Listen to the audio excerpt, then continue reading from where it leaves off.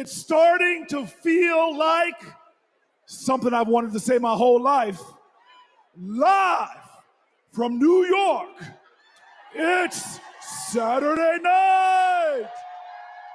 Please welcome Kenan Thompson.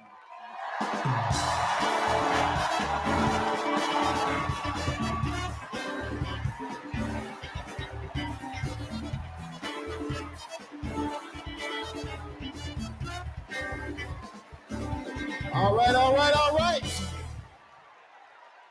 What's up, DNC? All right. Y'all remember this big old book from before? When Colorado Governor Jared Polis ripped the page out of it? This is Project 2025, the Republican blueprint for a second Trump term. It is boo. It is a real document that you can read for yourself at kamalaharris.com/Project 2025. You ever seen a document that could kill a small animal and democracy at the same time? Here it is. You know how when you download an app and there are hundreds of pages there that you don't read, it's just the terms and conditions, and you just click agree, right? Well, these are the terms and conditions of a second Trump presidency. You vote for him, you vote for all of this. Let's take a look. All right, do we got Matt here with us tonight? Is Matt here? Hey, there he is. Matt, how are you, sir? All right, Matt. Now, Matt, I understand that you work as an AV tech in Nevada, and you make a decent hourly wage, is that right? Oh, I don't know if we can hear Matt. Can we hear Matt? So who's gonna fix it? Keep speaking, Matt, till we can hear you. Okay, that's good. I guess we're gonna move on from Matt. And this is Becky. Becky, can we hear you? Hi, Kenan. It's great to be here. Thank you. All right, good. Now, Becky, you're married, correct? I am. Me and my wife have been together for about 8 years. Oh, that's amazing. Very, very cute. Thanks. But I have got some bad news for you. I hate that. On page 584, Project 2025 calls for the elimination of protections for LGBTQ plus Americans.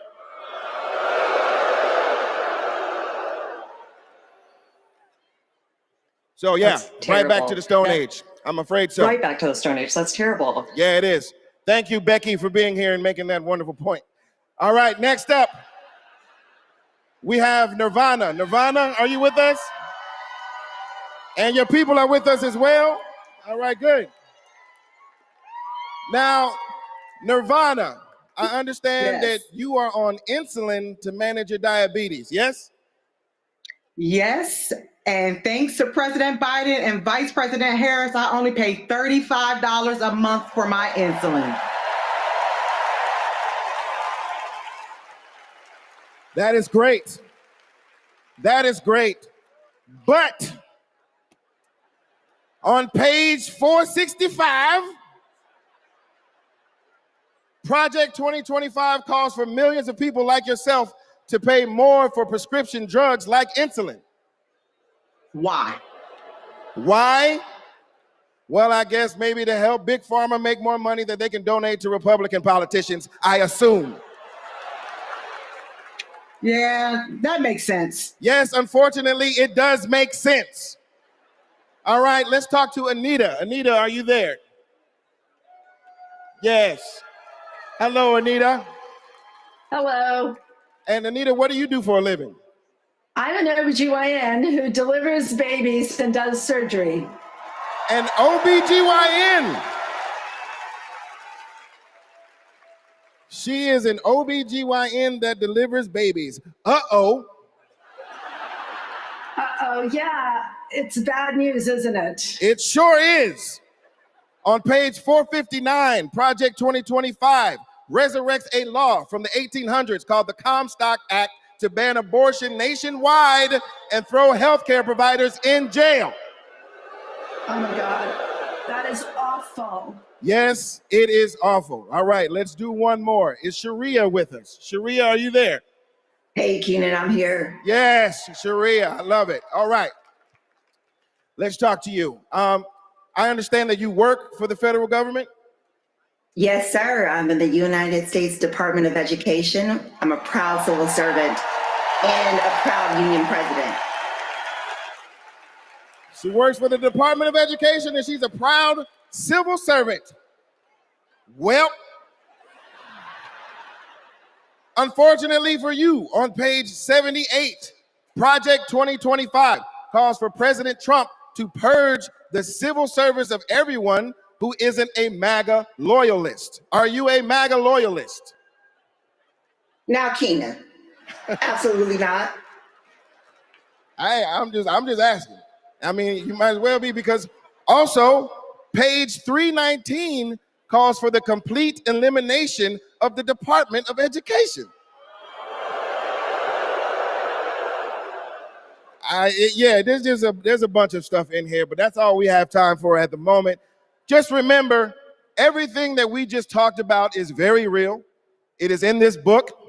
You can read it online at kamalaharris.com/Project 2025.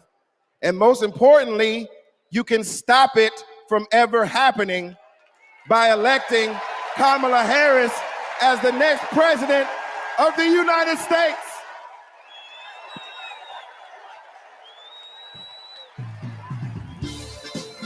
They used to call it a mic drop. Now it's a book drop. Saturday Night Live making an appearance here at the DNC in Chicago.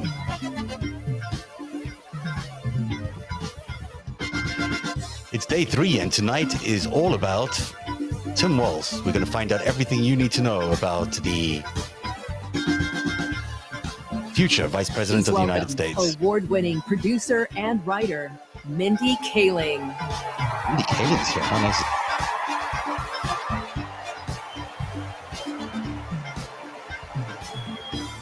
Good evening, everyone. Hello. Hello and welcome. Welcome to the third night of the Democratic National Convention. My name is Mindy Kaling. Thank you. For those of you who don't know me, I am an incredibly famous Gen Z actress who you might recognize from The Office. Thank you, The Mindy Project. Or as the woman who courageously outed Kamala Harris as Indian in an Instagram cooking video. Yes, you're welcome. I am so proud to be here supporting my friend. But the real reason I am here is that deep down, I truly believe that as a woman of color and as a single mother of 3, it is incredibly important that I be appointed ambassador to Italy. That's how this works, right? That's like why I'm here. I've never been, I'm dying to go. And guys, I just really need a break. I know it's not the priority tonight, but just think about it. I am actually here because I have known the vice president for a long time. And I want to tell you a story about one of the first times I ever met her. She wasn't Madam Vice President then. She was my senator. And we were filming a video where she came to my home to cook dosas, a South Indian dish. Yes. It's not every day that a senator comes over, and I was pretty nervous. But when she arrived, we immediately hit it off. We talked about the love we have for our moms, who had both passed away from cancer. Both of our mothers were immigrants from India who came to America and committed their lives to serving others. My mother, Swati, became an OBGYN. Thank you. Kamala's mother, Shyamala, became a scientist with a PhD who dedicated her life to trying to find a cure for cancer.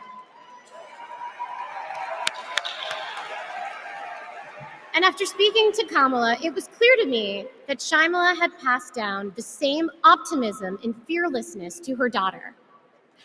But the thing I remember the most about the vice president is that Kamala Harris can cook. Guys, she was so much better than me. But she also knew that my family was watching. So as she gently corrected my sloppy dosa making, she was complimenting me every step of the way, making sure that my daughter Kit heard how good of a cook I am. She had no desire to be seen as better than anyone else. She just wanted my kid to be impressed with her mom.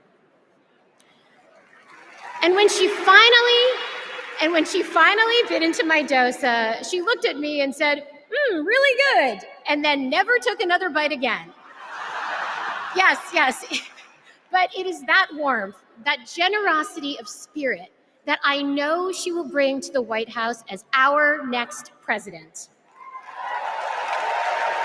Kamala Harris cares deeply about other people. She will fight to protect our freedoms because those are the values that her mother passed down to her.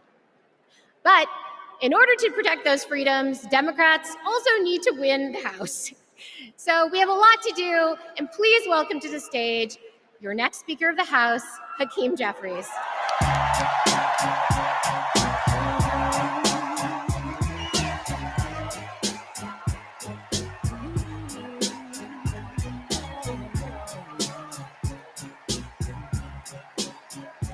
Good evening, Democrats. It's a high honor and a distinct privilege as a Brooklynite, New Yorker, and as an American to stand before you today and unequivocally express my support for Kamala Harris and Tim Walz to be the next president and vice president of the United States of America. Over the last few years, House Democrats have been hard at work, and we could not have asked for a better leader to partner with than President Joseph Robinette Biden, who will go down as one of the most consequential presidents of all time. Last month, President Biden selflessly passed the torch to Vice President Kamala Harris, who is ready, willing, and able to fight for the people. Kamala Harris is a courageous leader, a compassionate leader, and a common sense leader who will deliver real results for everyday Americans. Kamala Harris is fighting for our freedom. Kamala Harris is fighting for our families. Kamala Harris is fighting for our future. Together, let's make Kamala Harris the 47th President of the United States of America.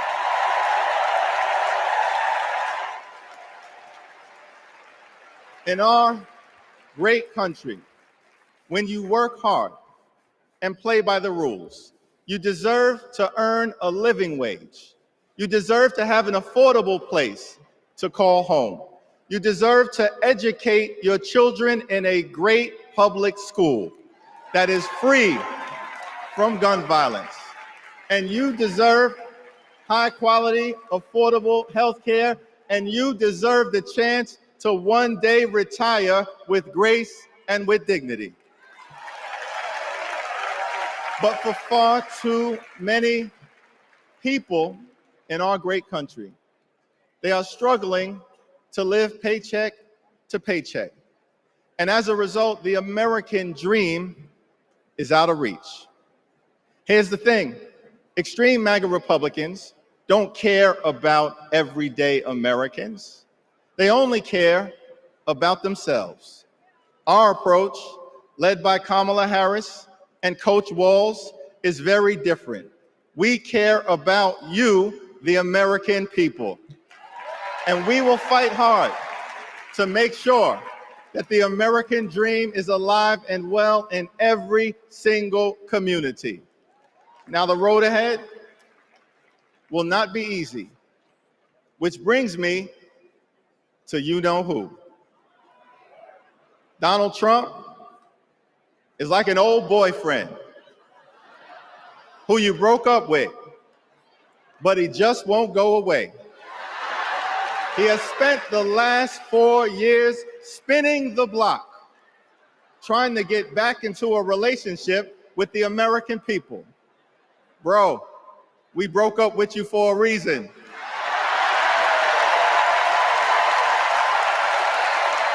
Trump was the mastermind of the GOP tax scam, where 83% of the benefits went to the wealthiest 1% in America. Trump failed our country during the COVID-19 pandemic. Trump is a chaos agent who is focused on himself, not the American people. Trump tried to destroy our democracy by lying about the election and inciting a violent mob to attack the Capitol. Trump put 3 extreme justices on the Supreme Court who destroyed Roe v. Wade. We broke up with you for a reason. Donald Trump can spin the block all he wants, but there's no reason for us to ever get back together. Been there, done that. We're not going back.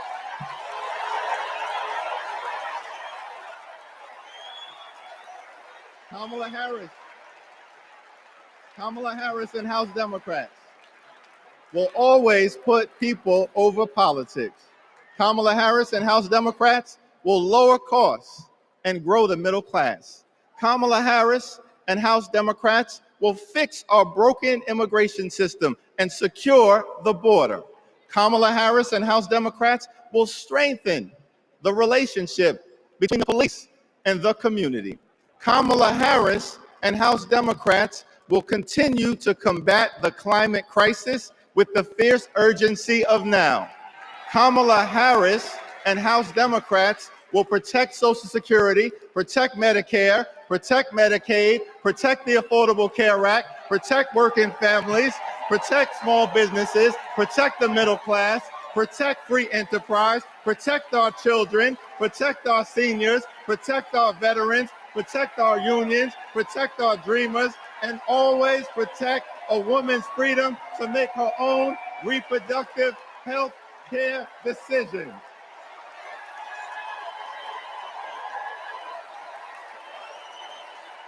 The extreme MAGA Republicans want to divide us, but the Constitution promises equal protection under the law.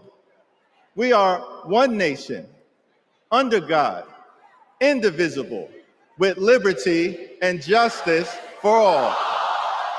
Together, let's build a brighter future for our children and our grandchildren. In the Old Testament, book of Psalms, the scripture tells us that weeping may endure during the long night, but joy will come in the morning. Here's how we do it. Strategize on Sunday. Meet the moment on Monday. Take it to them on Tuesday. Work it out on Wednesday. Thank the Lord on Thursday. Fight the power on Friday. Set it off on Saturday. Get a few hours of sleep. Wake up the next day and do it all over again until joy comes in the morning.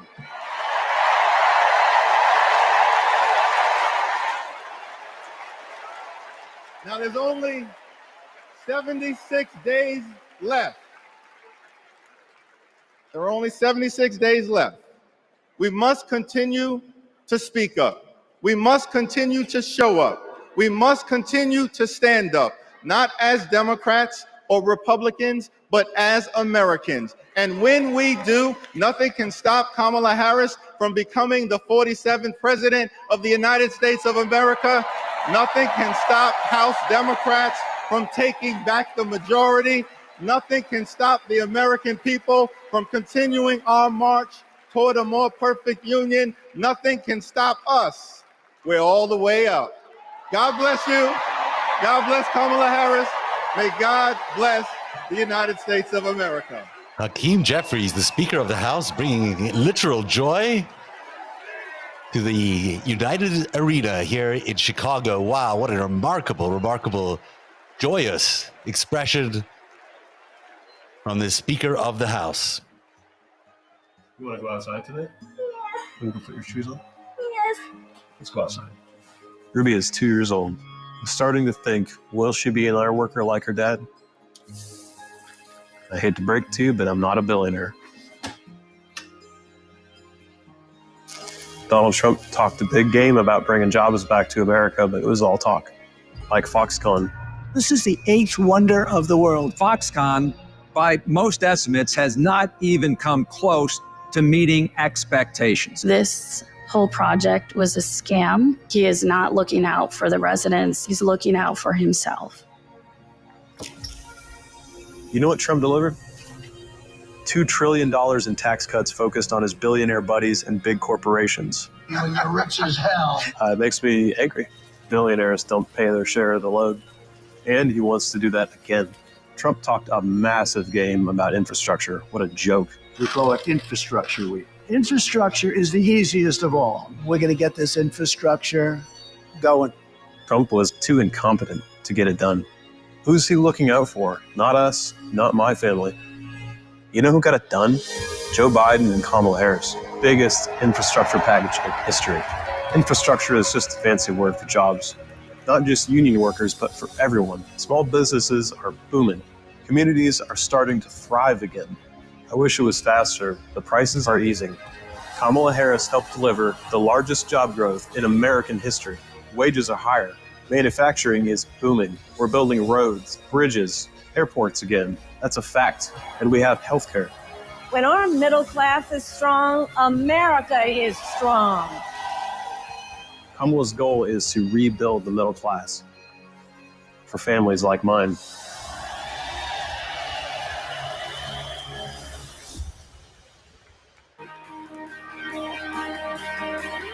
Please welcome the 42nd President of the United States, Bill Clinton.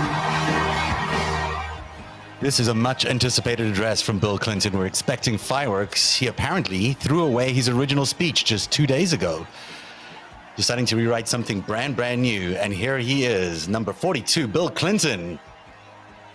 Hillary Rodham Clinton was fantastic the other night. Now we get to hear from the former president himself, the explainer-in-chief, as he's often been called, about why Kamala Harris should be the next president of the United States. Remarkable times ahead of us. Let's listen to Bill Clinton.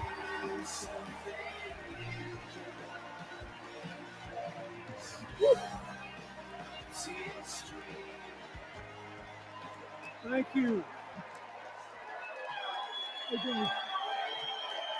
Thank you. Whoa.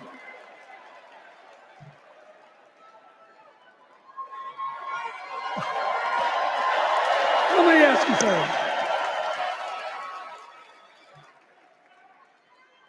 After the last 2 days, aren't you proud to be a Democrat? And I am very grateful to the Republicans and independents that have joined us, have been up here on the stage.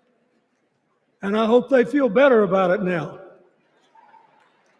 Because I've seen all these things that even I have to be reminded of from time to time when I get my spirits down. I love seeing the Obamas here. I love seeing President Biden. And I thought Hillary gave a great speech too. And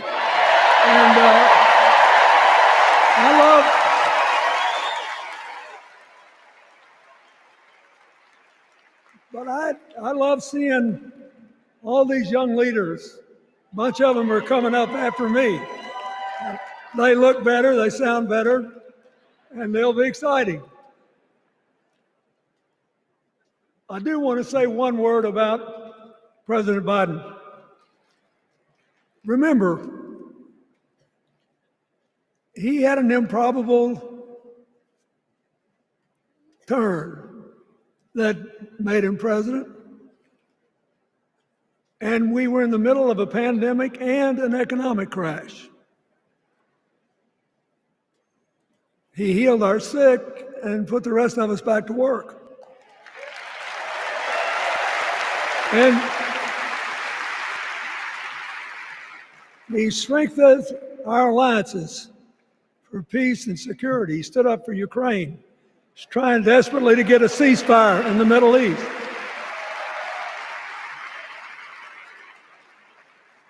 And then he did something that's really hard for a politician to do. He voluntarily gave up political power. And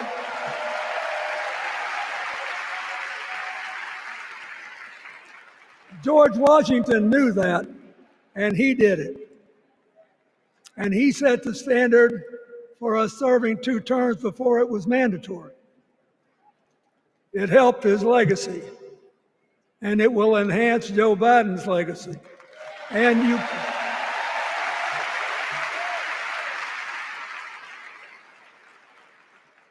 it's a stark contrast to what goes on in the other party.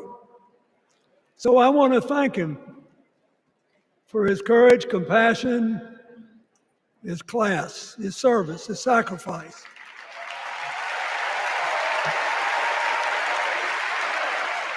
Joe Biden, thank you. And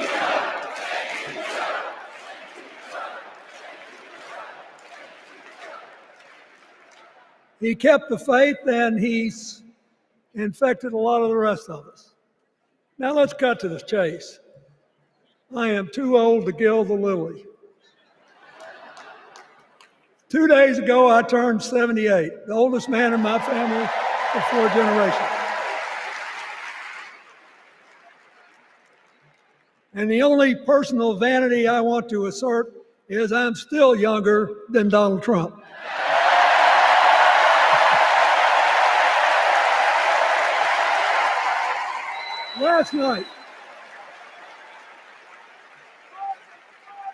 Last night, in what I thought was a very moving series of episodes, we nominated Kamala Harris and Tim Walz.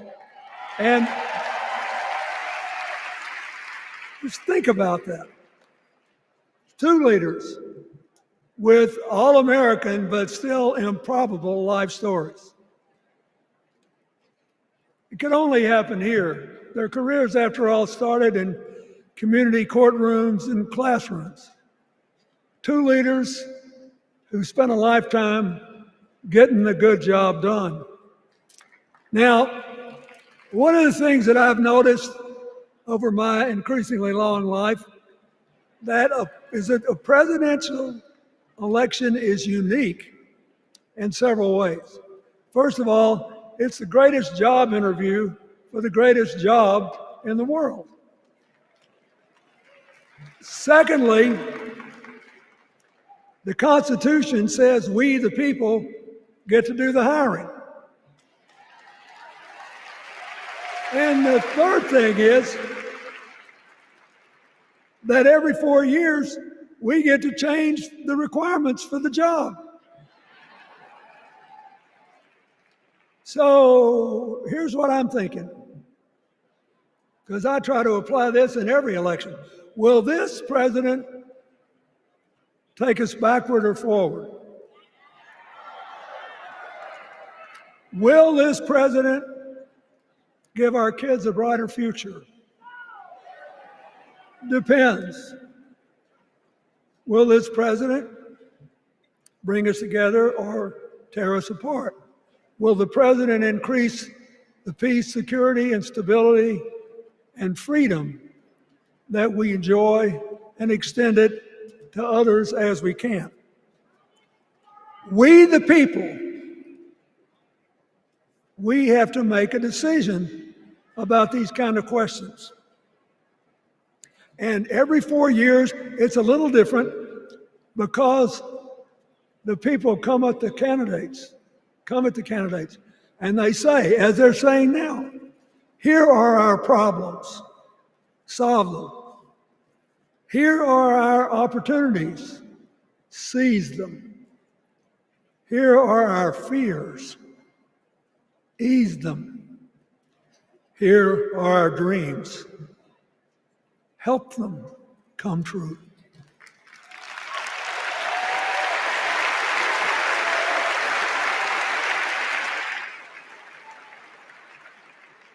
A president can answer that call by saying, I'll do my part, but you have to help me. We have to work together. Or you can dodge what needs to be done by dividing, distracting, and diverting us.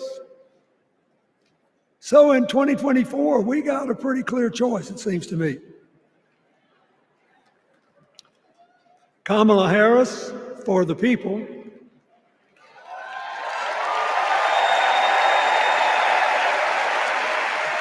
and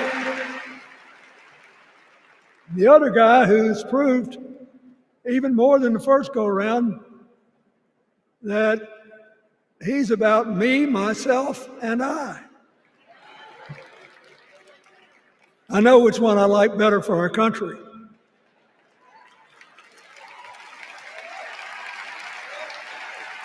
Kamala Harris will work to solve our problems, seize our opportunities, ease our fears, and make sure every single American, however they vote, has a chance to chase their dreams.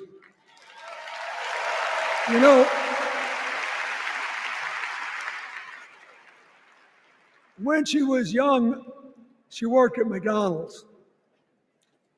And she greeted every person with that 1,000-watt smile and said, "How can I help you?" Now she's at the pinnacle of power and she's still asking, "How can I help you?"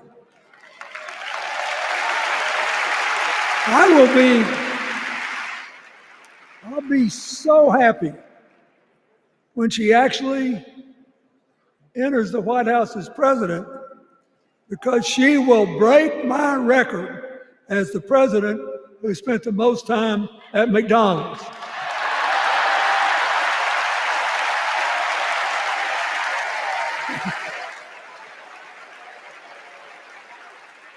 Now, but we got an election to win. And remember, we've got a guy that's pretty good at what he does. Donald Trump has been a paragon of consistency. He's still dividing, he's still blaming, he's still belittling other people. He creates chaos and then he sort of curates it as if it were precious art. Let me say, not a single day goes by, even though I've been gone for well over 23 years from the White House, not a day goes by that I don't thank the Lord for the chance I had to serve and what it meant. And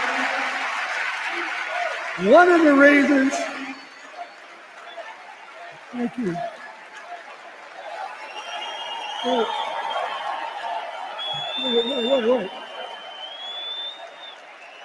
One of the reasons I love the job so much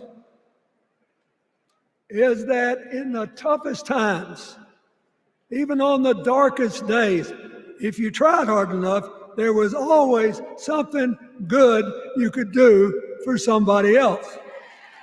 Now, some days that's not easy to do. You've got to deal with all these emergencies, or there's something going on here, there, or yonder. But Kamala Harris is the only candidate in this race who has the vision, the experience, the temperament, the will, and yes, the sheer joy to get something done.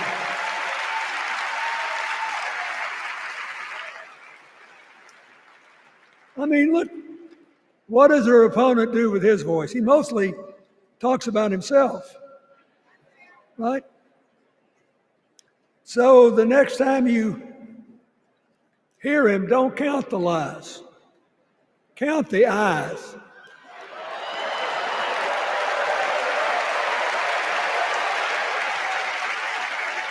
Count the eyes. His vendettas, his vengeance, his complaints, his conspiracies. He's like one of those tenors opening up before he walks out on stage, like I did, trying to get his lungs open by singing me, me, me, me, me, me.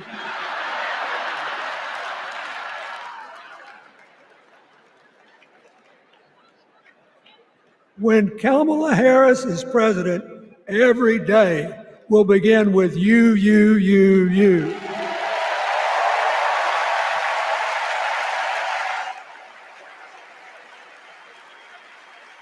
So, we got to ask ourselves the questions if we're going to hire a president. Do you want to build a strong economy from the bottom up and the middle out? Or do you want to spend the next 4 years talking about crowd size?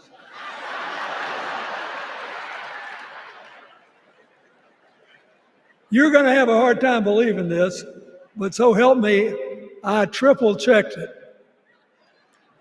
Since the end of the Cold War in 1989, America has created about 51 million new jobs.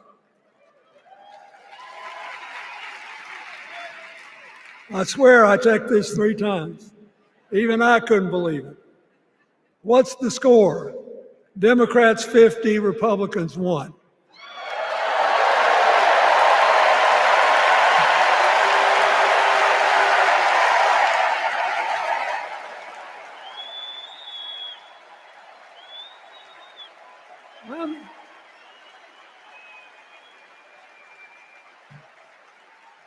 I'm glad that we've got a championship winning coach on our team.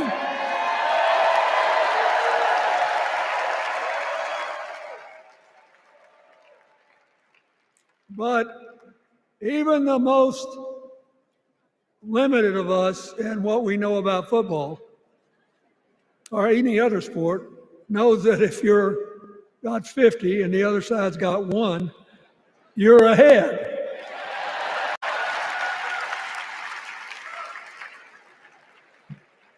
What about affordable housing? It's a terrible problem in America now. We need more. And affordable health care. That's why the Democrats put a limit on monthly payments for insulin and a $2,000 a year out-of-pocket limit, and are trying to cover more drugs by bargaining for prices. We need more financing for small businesses. We need still to strengthen our alliances. I almost croaked in the first debate of this election season when President Trump said nobody respected America anymore like they did when he was president. Wait. And with a straight face. Look, you got to give him, he's a good actor. With a straight face, he cited as evidence of the respect that existed for us when he was there the presidents of North Korea and Russia.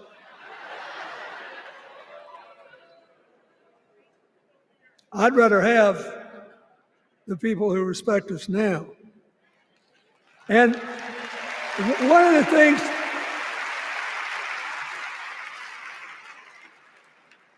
is when you send a signal to the other countries, you want them to know whether they agree with you or not, at least that you're on the level. Here's where you are and what you believe. What are they supposed to make to these endless tributes to the late, great Hannibal Lecter?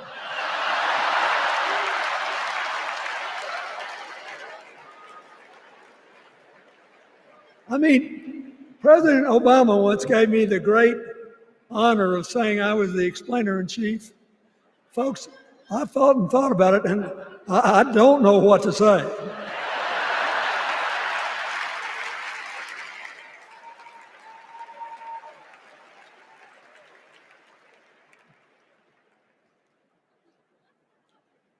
Like Hakeem Jeffries, I too want an America that's more joyful, more inclusive, more future-focused.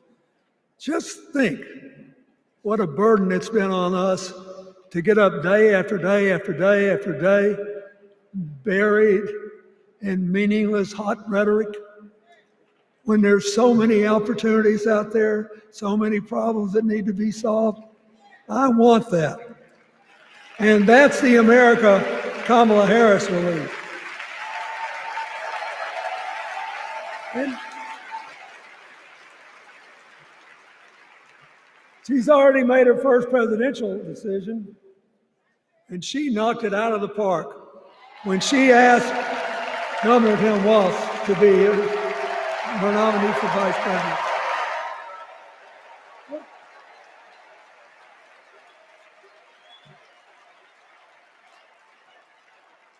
As they used to say when I was a young man growing up in Arkansas, you do not have to be all broke out with brilliance. You just look at Tim Walz, listen to him, follow his record as a teacher, as a coach in the National Guard,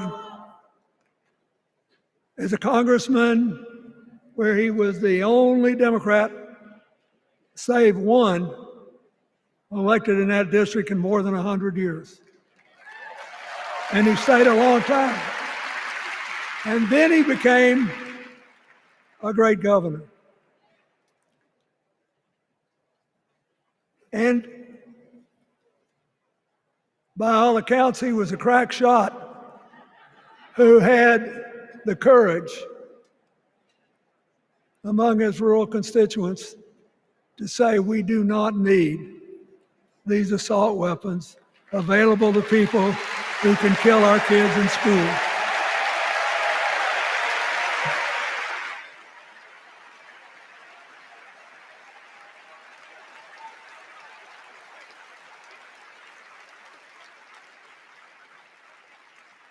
So, armed with her first decision, Kamala Harris confronts an interesting dilemma. We're going to walk out of here feeling pretty good, I think.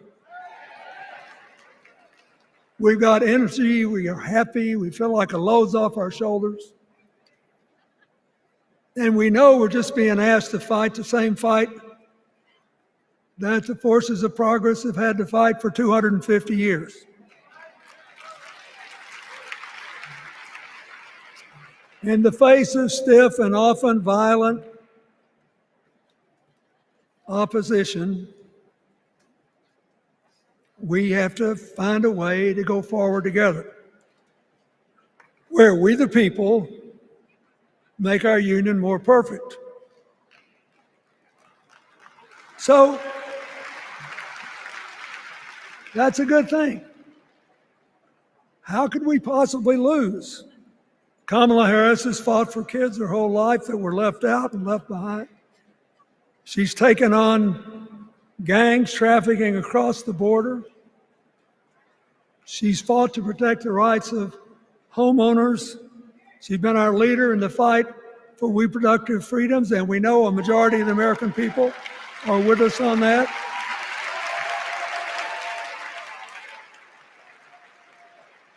And she's gained an invaluable amount of experience as vice president, advancing our values and interests around the world.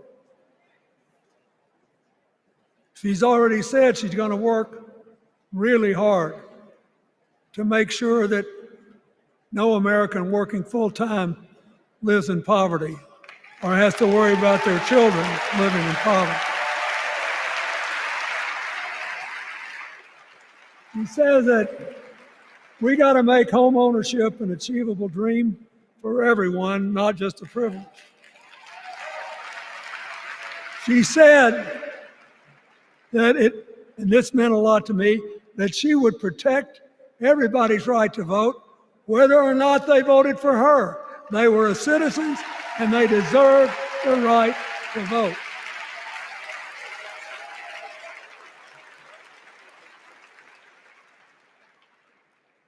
The other day, her opponent implied that as his people voted one more time, they'd be able to rig it from now on and they wouldn't have to vote again. You think they're kidding, but I know a lot of these folks, and most of them are really good people, but some of them think that they are bound to dominate America politically, economically, and socially, and they have to use politics to do it, and they should rig the system. I don't believe that. And so here's what I want to tell you. We've seen more than one election slip away from us when we thought it couldn't happen, when people got distracted by phony issues or overconfident. This is a brutal, tough business. I want you to be happy. One of the reasons that President-to-be Harris is doing so well is that we're all so happy.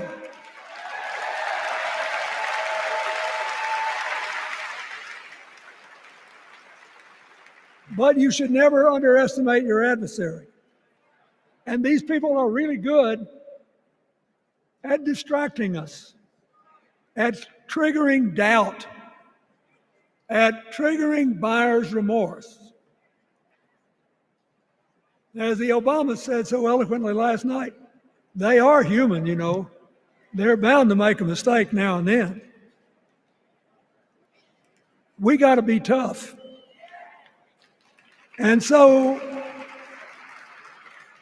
as somebody who spends a lot of time in small towns and rural areas in New York and Arkansas and other places, I urge you to talk to all your neighbors. I urge you to meet people where they are. I urge you not to demean them, but not to pretend you don't disagree with them if you do. Treat them with respect, just the way you'd like them to treat you.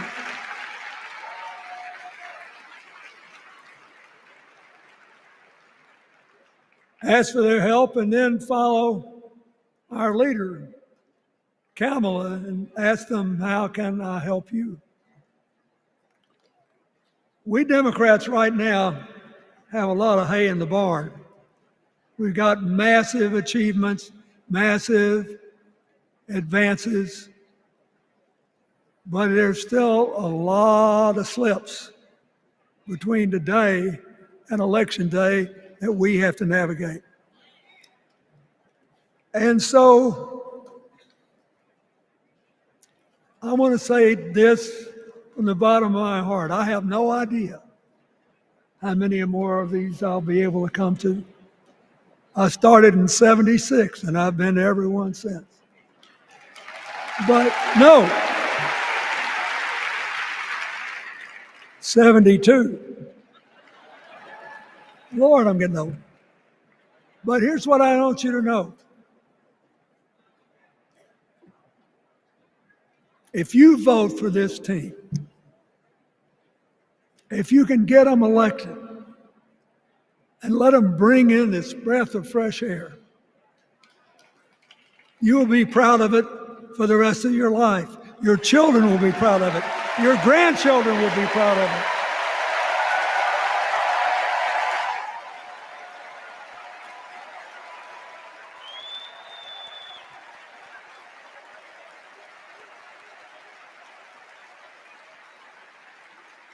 Take it from a man who once had the honor to be called in this convention the man from hope. We need Kamala Harris, the president of joy, to lead us. So,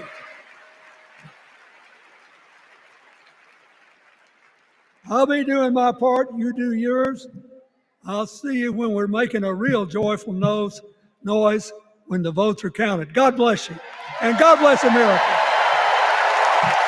Bill Clinton sounding so positive and so joyous and doing what he does so well every single time, bringing the explainer-in-chief into the House.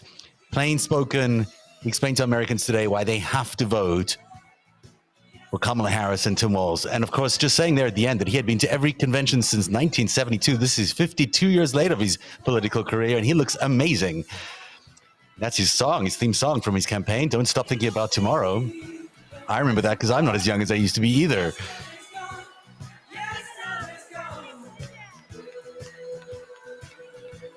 Bill Clinton saying that Donald Trump is all about the I's, and Kamala Harris will be all about the U's.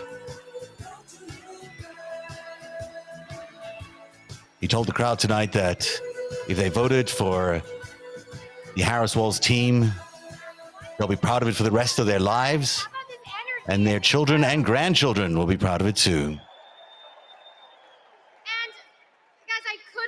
Here without giving a shout out to the amazing delegation from my home state, Massachusetts. I love you, Massachusetts. Everyone is always hating on us, but they just don't get it. Go Sox. Go Jason Tatum. Ben Affleck, hang in there. Dunkin' Donuts is the best coffee in the world. Okay. Our next speaker needs no introduction. She was the first woman to ever serve as Speaker of the House. Yes, you know what's coming. This woman was doing Brat before Brat was Brat. The mother of dragons. Please welcome Nancy Pelosi.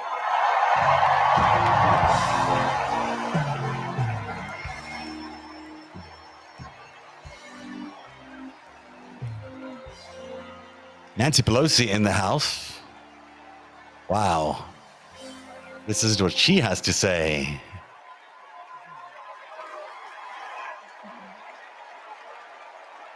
Pelosi's been taking a lot of heat for being one of those people who asked Joe Biden to really think hard about stepping down. Hello, California.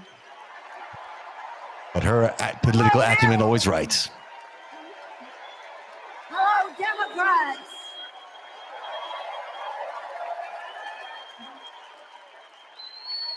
On January 20th, 2021, with the inauguration of Joe Biden and Kamala Harris, we established one of the most successful presidencies of modern times. And we quickly proved that Democrats deliver. Millions of jobs, stronger infrastructure and rural broadband, a Biden child tax credit, rescuing human pensions, honoring our veterans, bold climate action, lowering the cost of prescription drugs, all thanks to President Biden's patriotic vision of a fairer America, doing so with liberty and justice for all. Thank you, Joe.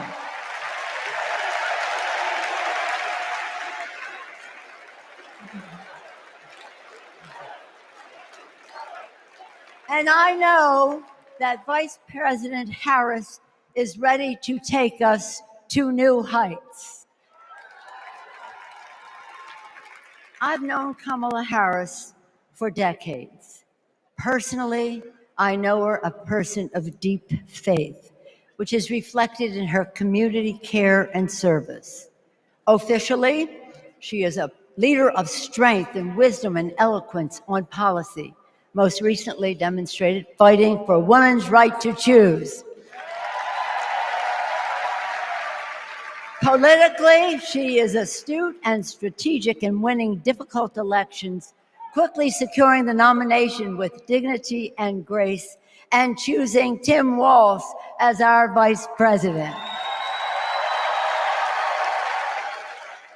I had the honor of serving with Tim for 12 years in the Congress. He united Democrats, Republicans, and independents to turn a red district blue. He showed courage when he came to Congress in voting for the Affordable Care Act, meeting the needs of his constituents despite Republicans' lies and misrepresentation. When he went home, won the election, he returned to Congress. He fought for our Americans' heroes as the Democratic leader of the Veterans Affairs Committee. Thank you, Tim.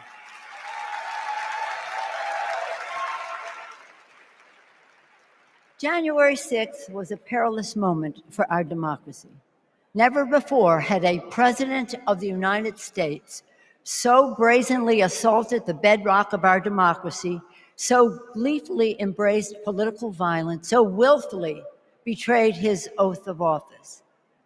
Let us not forget who assaulted democracy on January 6th. He did. But let us not forget who saved democracy that day. We did. And thank God we had a Democratic House of Representatives then.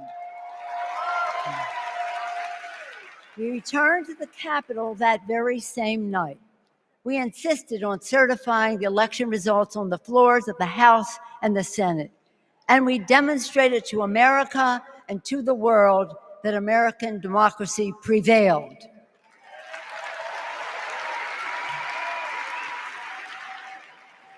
The parable of January 6th reminds us that our democracy is only as strong as the courage and commitment of those entrusted with its care. And we must choose leaders who believe in free and fair elections, who respect the peaceful transfer of power. The choice couldn't be clearer. Those leaders are Vice President Harris and Governor Walz.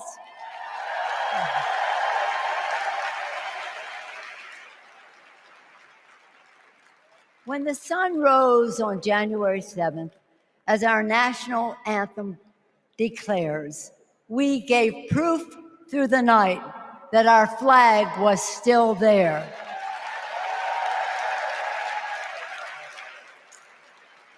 Now, in this election, we are called upon to do the same, to stand together, to reject autocracy, to choose democracy, and we will do so by electing a Democratic House with Hakeem Jeffries as Speaker of the House,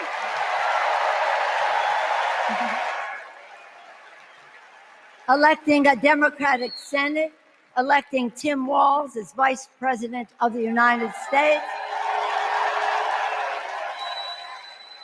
and electing Kamala Harris as the President of the United States.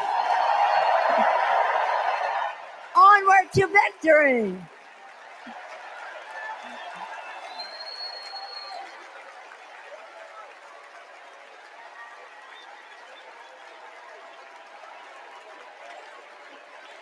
Nancy Pelosi saying they're onwards to victory as she leaves. Also, it must be one of her last few conventions. I can't imagine she's going to be at too many more, but we will have her every time she can come because that is a remarkable voice for the American people. Hudlin, Jasper Emhoff, and Arden Emhoff.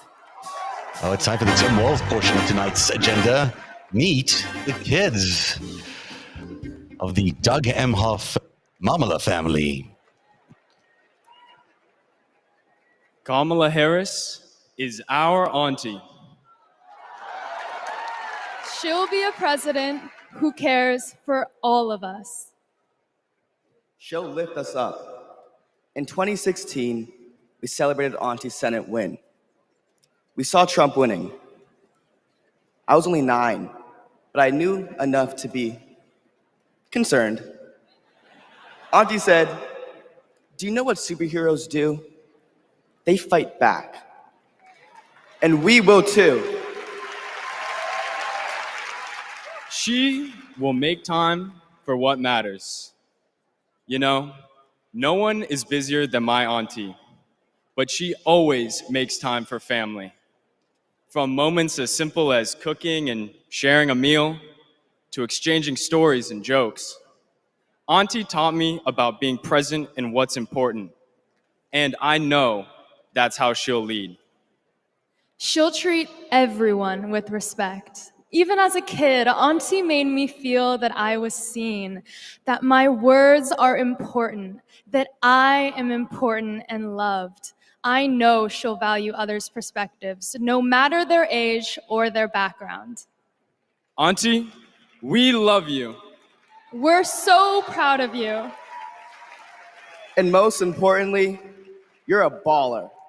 And as you'd say, let's win this thing. Let's win this thing.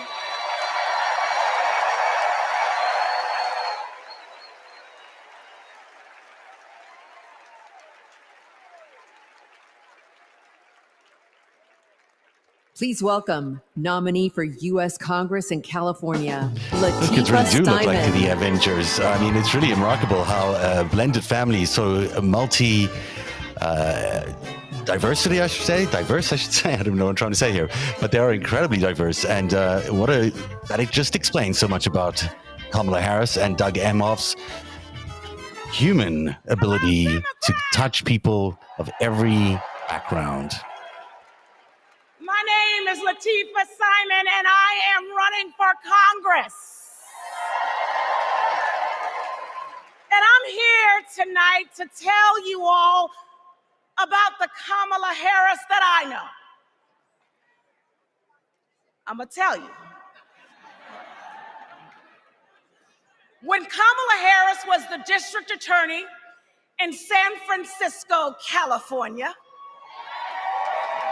I was a teen mother running an organization working to end sex trafficking among beautiful young women and girls, to build the self-determination and power among those girls.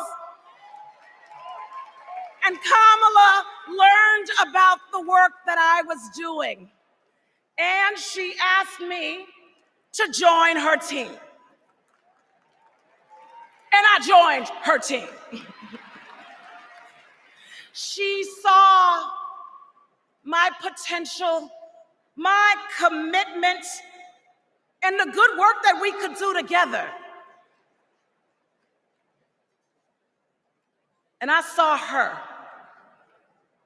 I saw Kamala Harris holding the hands of sexual assault survivors. I saw scores of mothers who lost their babies to gun violence, lining up day after day at the courthouse, waiting only to speak to Kamala because they knew that she would hear them, that she would truly see them, because there's something about Kamala Harris. For those who know her, you know, when she hears your story, she carries it with her. When she sees you, she truly sees you. She truly sees you. She is the best among us. After working with Kamala Harris day in and day out for 5 years to create programs that supported young people to get out of the criminal justice system once and for all, with good jobs, with opportunity. She wanted to get to the root cause of a broken criminal justice system. I saw her chip away.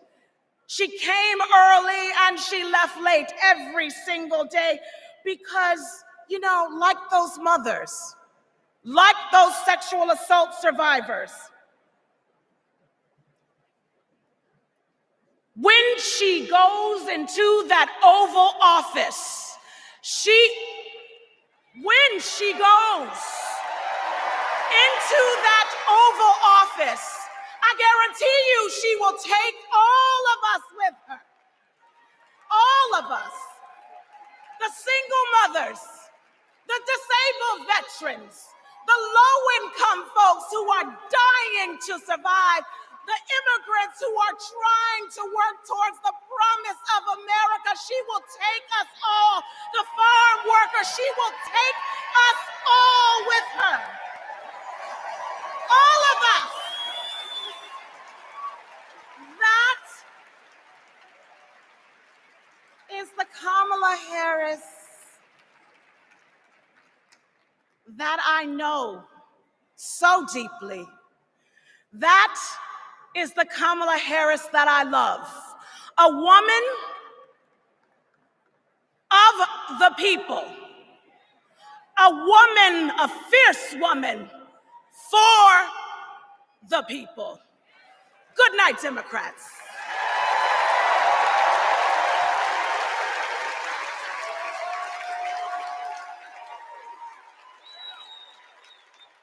Please welcome former U.S. Associate Attorney General of the United States and the Vice President's brother-in-law, Tony West. It's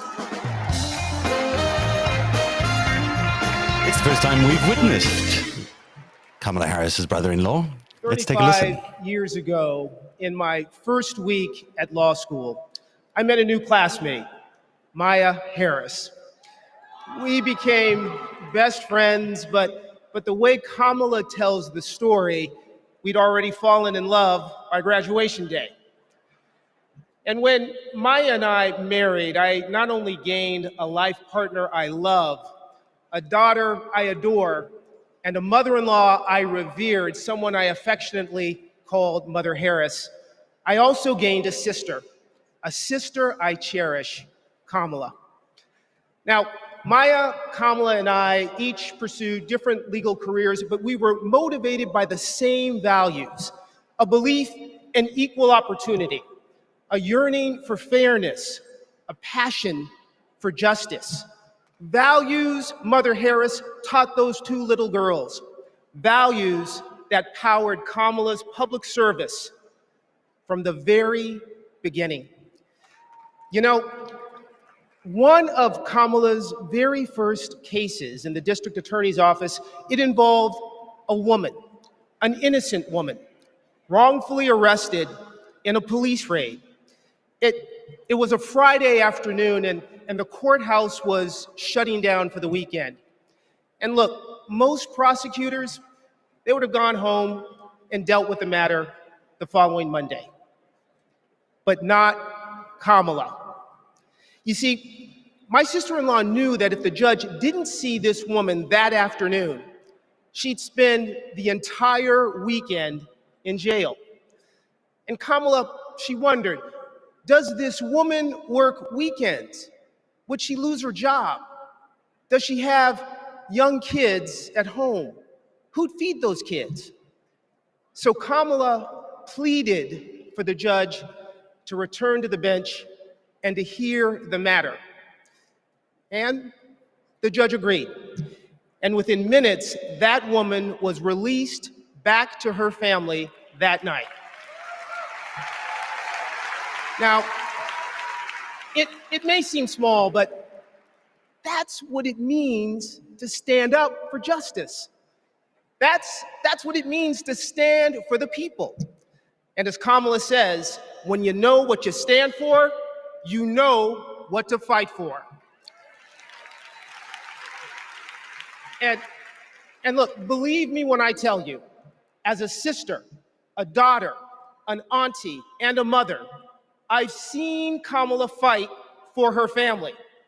As district attorney, attorney general, U.S. Senator, and Vice President of the United States, I have watched her fight in the halls of power for those who have no voice there. And as president, I know she'll fight for you. She'll fight for all of us. Because, friends, when Kamala fights, we win. Thank you. God bless you.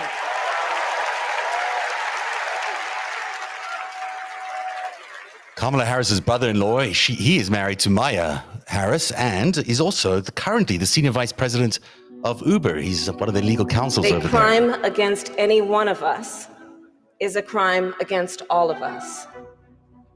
The work that she did as Attorney General was taking on issues to help people who were trying to make a life for themselves and their families.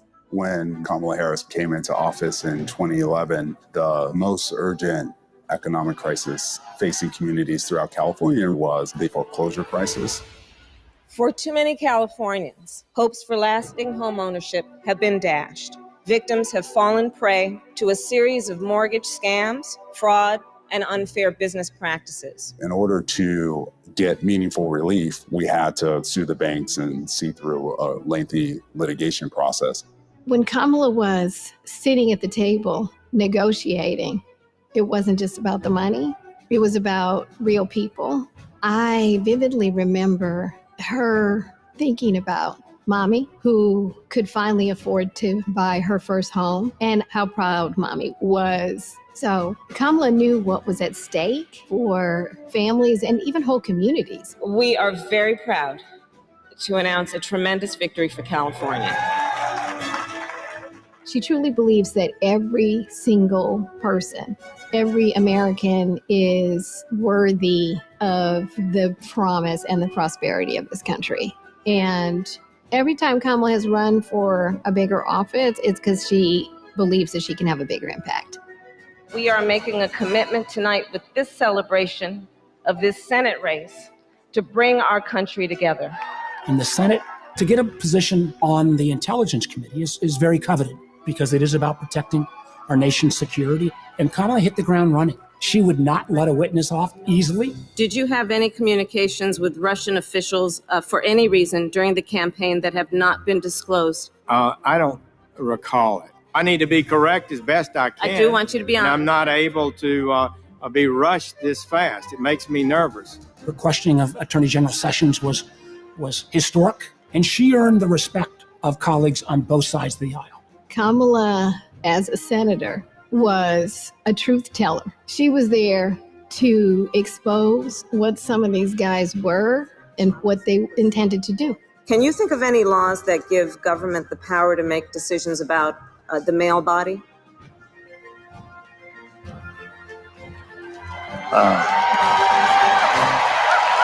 I'm not thinking of any right now, Senator. They didn't know what hit them. And in those moments, so many people saw her for the first time and saw how tough she was. Would you accept them recommending a charging decision to you if they had not reviewed the evidence? Well, that's a question for Bob Mueller. He's the U.S. attorney. I think you've made it clear, sir, that you've not looked at the evidence, and we can move on. When she's on a mission, she is determined and relentless. When our fundamental values are being attacked, do we retreat or do we fight? I say we fight.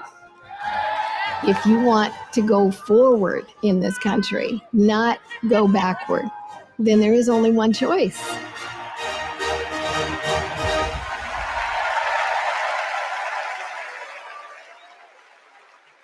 Please welcome Nevada Senator Catherine Cortez Masto.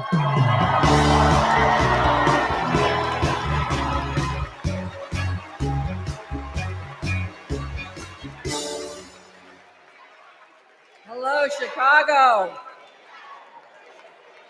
You know, before I was senator, I was Nevada's Attorney General. And that's when I met Kamala Harris, my colleague in California. Now, we bonded over many things. And working together, I quickly learned what kind of person she is. She is a strong leader. Here's how I know. As AGs, we took on the big banks after the foreclosure crisis. And let me tell you, Kamala did not settle for less than homeowners deserved. Her leadership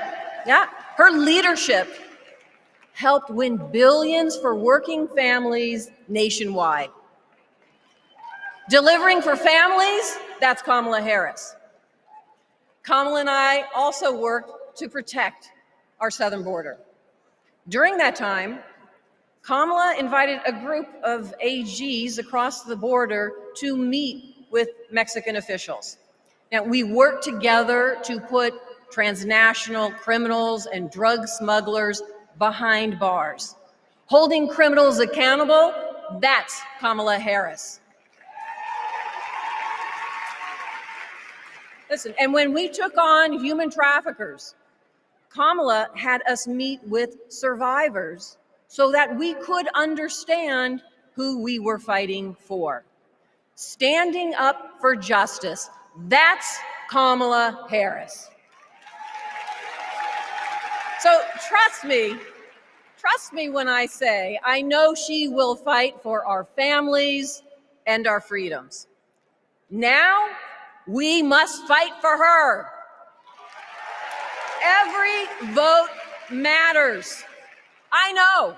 In 2016, Nevadans elected me, the granddaughter of a baker from Mexico, to serve as the first Latina in the United States Senate.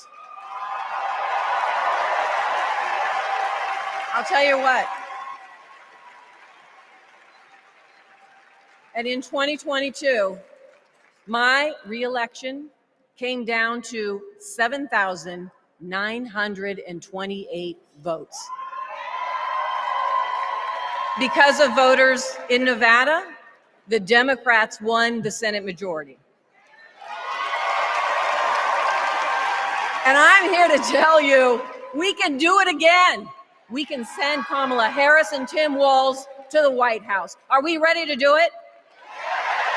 Are we ready to fight? Let's get it done, Chicago. Thank you, everyone.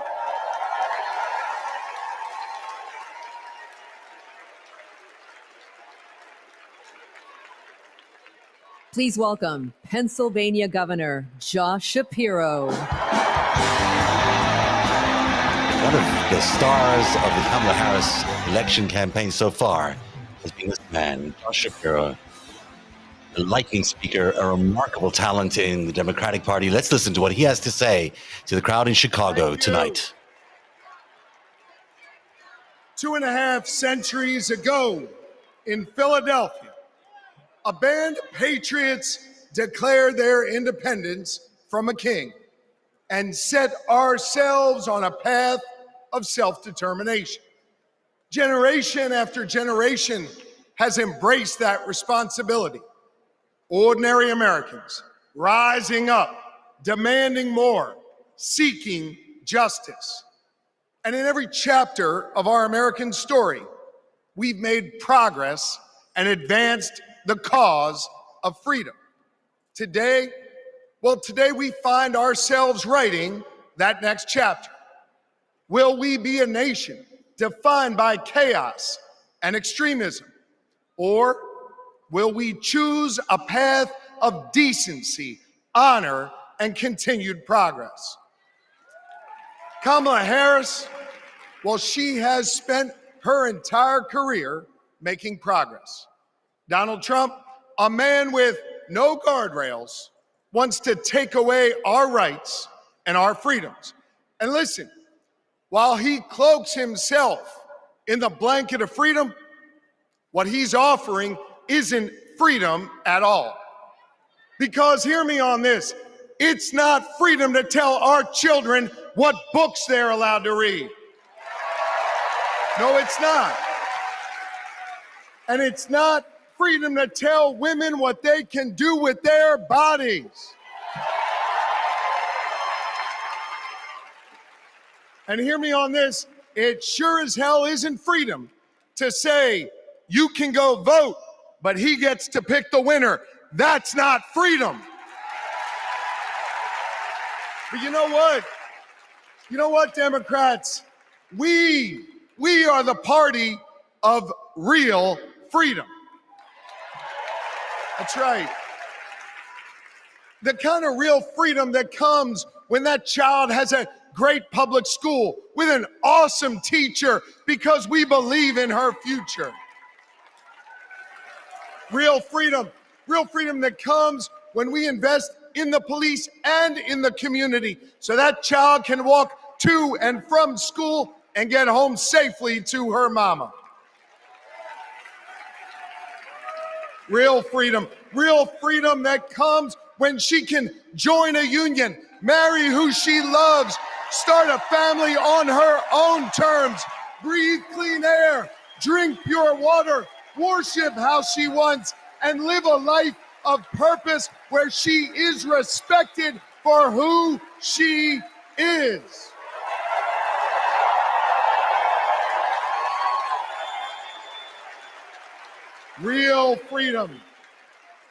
Real freedom that comes when she can look at Madam President and know that this is a nation where anything and everything is possible.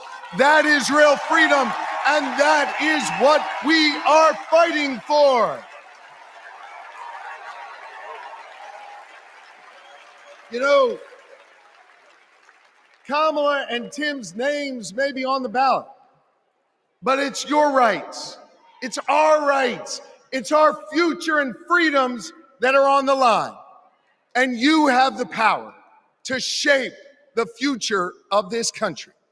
Just like our ancestors who fought for freedom on the battlefield and sat in at lunch counters so our kids could stand up.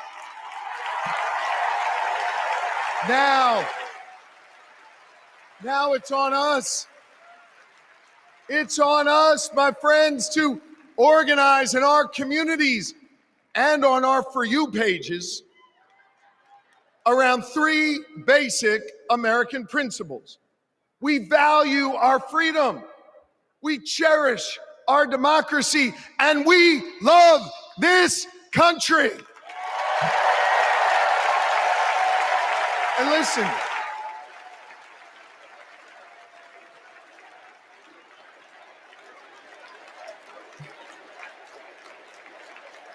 we love this country. And listen, despite our challenges, hear me on this, I want you to know I have never been more hopeful because I see in all of you the enduring promise of America. E pluribus unum, out of many one. It's not merely a motto from the past, it's our direction for the future. You see, you all give me hope, and you all have the power. So let's use that power. Let's do the hard work necessary to win this election and write the next chapter in our American story. So are you ready to protect our rights? Are you ready to secure our freedoms? And are you ready to defend our democracy? And are you ready to elect Kamala Harris and Tim Walz? America, let's get to work. He delivers Josh Shapiro, the governor of Pennsylvania, a remarkable fiery address that really lifts the crowds here at the United Stadium. I gotta say, Please welcome author, activist, and youngest presidential inaugural poet in American history, Amanda Gorman. we love Amanda Gorman. Let's take a listen to this.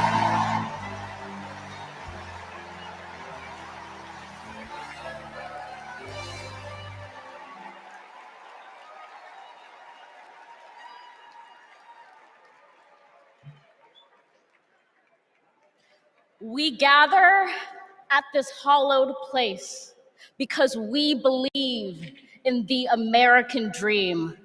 We face a race that tests if this country we cherish shall perish from the earth, and if our earth shall perish from this country.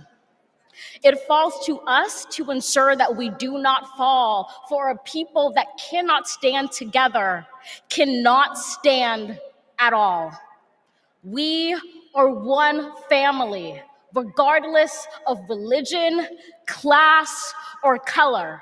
For what defines a patriot is not just our love of liberty, but our love for one another.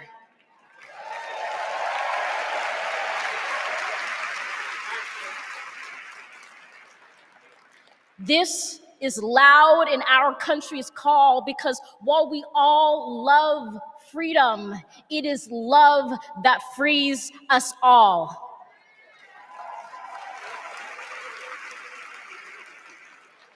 Empathy emancipates, making us greater than hate or vanity. That is the American promise, powerful and pure.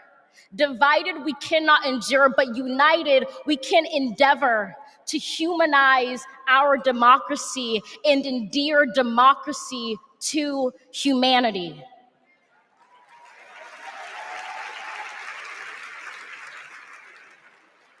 And make no mistake, cohering is the hardest task history ever wrote. But tomorrow is not written by our odds of hardship, but by the audacity of our hope, by the vitality of our vote.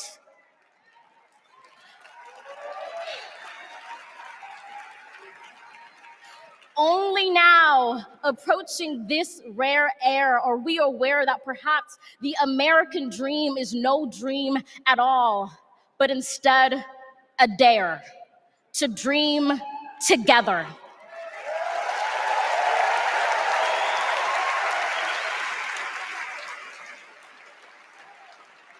Like a million roots tethered, branching up humbly, making one tree. This is our country, from many won, from battles won, our freedoms sung, our kingdom come has just begun.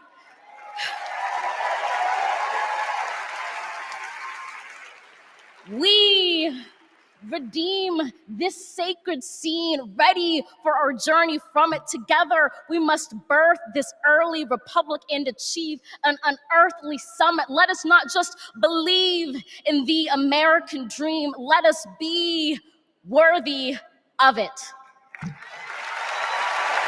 Thank you.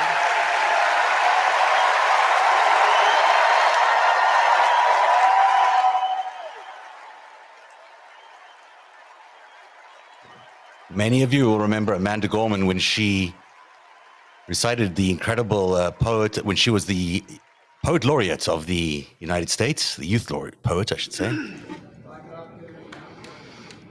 There's a word I heard. The word is called freedom. Can you tell me what it means? Interesting. Let me think about that for a second. The spirit of freedom. For me? Oh, yeah. Freedom to me means choice. The ability to laugh with friends. Be who you want to be. Go where you want to go. Living your life day to day. Having new chapters in that life. I believe in having your own words and being able to do what you want to. The freedom to raise our family in healthy communities. The idea that I can turn to my partner, my husband, and say I love you with every being of my soul. Being able to start a family when I want to, being able to, support the missions that I want to go to the church that I want to. Not everyone has the same opportunities, but the United States is, of anywhere I've ever been, it's the one place where you can accomplish more. The big, fantastic thing about America is that it is the land of opportunity. I know it sounds trite, but it's the truth. I grew up with a single mom, and she really imbued in me these qualities that you just really have to care about your neighbors and your family and your friends. I feel like the American dream is having opportunities, having opportunity to go to college if you want to, having opportunity to get any job you can, no matter who you are or where you come from. The American dream is about having the ability to make choices about your medical care and do whatever you want to do with your life without anybody telling you if it's good or not. We are in an incredible moment in history. We've seen women stripped of their most fundamental right to autonomy over their bodies. The freedom to make choices about your body, your life, your career should be entirely in your control. But I have found that good people want to do good things. That you find a way to move forward under ugly and scary circumstances. The work that lies ahead is to make America live up to its highest ideals. And, we're proud to go to work. The work to build a better future really depends on all of us coming together. We have to bring back that respect for everyone. I don't think we're as divided as we seem. Let's come together as one big nation. I feel like we are on the verge of something very amazing in this country. It makes me want to fight for our children and future generations to ensure they have just as many, if not more, freedoms than we had. I believe in a future where my mom can feel safe no matter where she is in the country. A future that is filled with a healthy and vibrant planet, where families are not separated by fences or jail bars. A future in which we all get what we need. I want to say that for people who are younger than me. Hopefully the kids I teach can chase their dreams and believe in what they want to be. I want a future for him that he knows that he's covered and protected. Everyone should think about what we can leave to the next generation. It's our responsibility. It's what we have to do. My name's Tyler. My name's Yvette. And we believe in love. I'm Alex. I'm Kiara. My name is Steven. My name is Charlie. I'm a proud 7th generation Texan. I am from Waterford, Michigan, just north of Detroit. I'm from East Tennessee. And we believe in the American dream. We believe in a better world for our child, and we believe in this country. My name is Karen, and I believe in justice. My name is Nancy. My name is Thoreau. My name is Jennings. My name is Dana, My name is Todd. and we believe in freedom. My name is Gina, and I believe in freedom. My name is Pat, and I believe in the freedom to work together.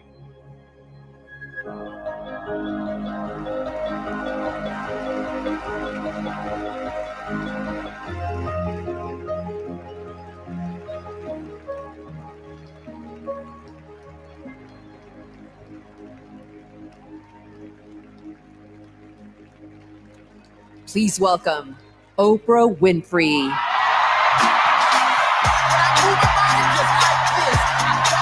Oh, wow. Oprah Winfrey's in the house. One of my favorite people alive ever. And her hometown, Chicago. Here she is, the queen.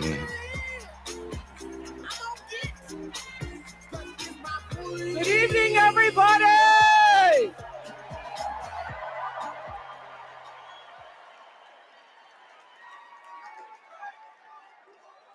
Who says you can't go home again?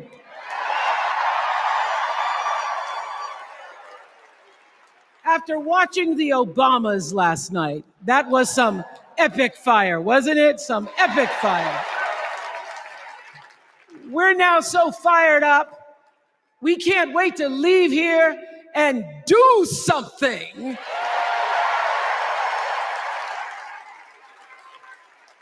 And what we're going to do is elect Kamala Harris as the next president of the United States.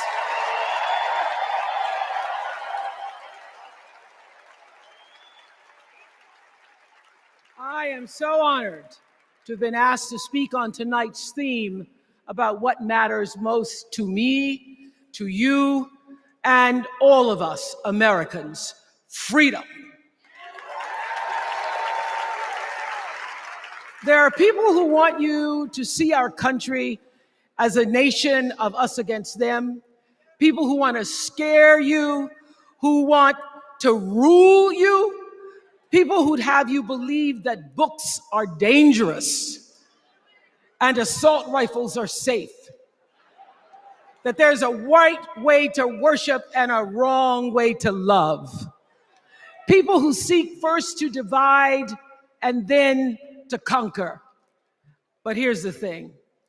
When we stand together, it is impossible to conquer us.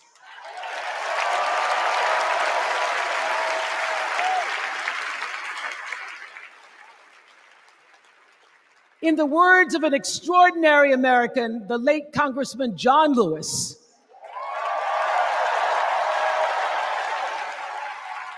he said, no matter what ship our ancestors arrived on, we are all in the same boat now. Congressman Lewis knew very well how far this country has come because he was one of the brilliant Americans who helped to get us where we are. But he also knew that the work is not done. The work will never be done because freedom isn't free. America is an ongoing project. It requires commitment. It requires being open to the hard work and the heart work of democracy. And every now and then, it requires standing up to life's bullies.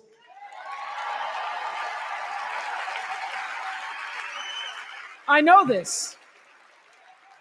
I've lived in Mississippi, in Tennessee, in Wisconsin, Maryland, Indiana, Florida, Hawaii, Colorado, California, and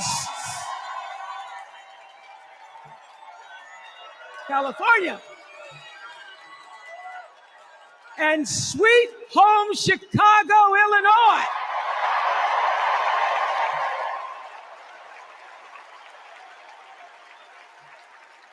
I have actually traveled this country from the redwood forests, love those redwoods, to the Gulf Stream waters. I've seen racism and sexism and income inequality and division. I've not only seen it, at times I've been on the receiving end of it. But more often than not, what I've witnessed and experienced are human beings, both conservative and liberal, who may not agree with each other, but who'd still help you in a heartbeat if you were in trouble. These are the people who make me proud to say that I am an American.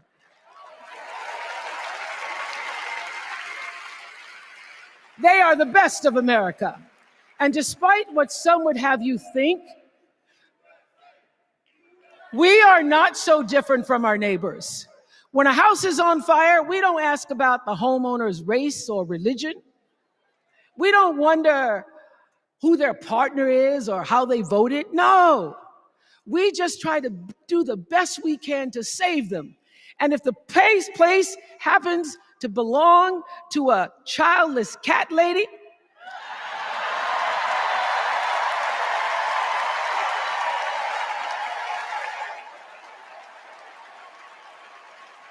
well, we try to get that cat out too.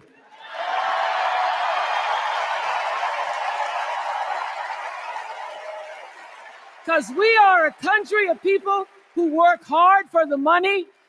We wish our brothers and sisters well, and we pray for peace. We know all the old tricks and tropes that are designed to distract us from what actually matters, but we are beyond ridiculous tweets and lies and foolery. These are complicated times, people, and they require adult conversation. And I welcome those conversations because civilized debate is vital to democracy, and it is the best of America. Now, over the last couple of nights, we have all seen brave people walk onto this stage and share their most private pain. Amanda and Josh, Caitlin, Hadley, they told us their stories of rape and incest and near-death experiences from having the state deny them the abortion that their doctor explained was medically necessary. And they've told us these things for one reason, and that is to keep what happened to them from happening to anybody else. Because if you do not have autonomy over this, if you cannot control when and how you choose to bring your children into this world and how they are raised and supported, there is no American dream.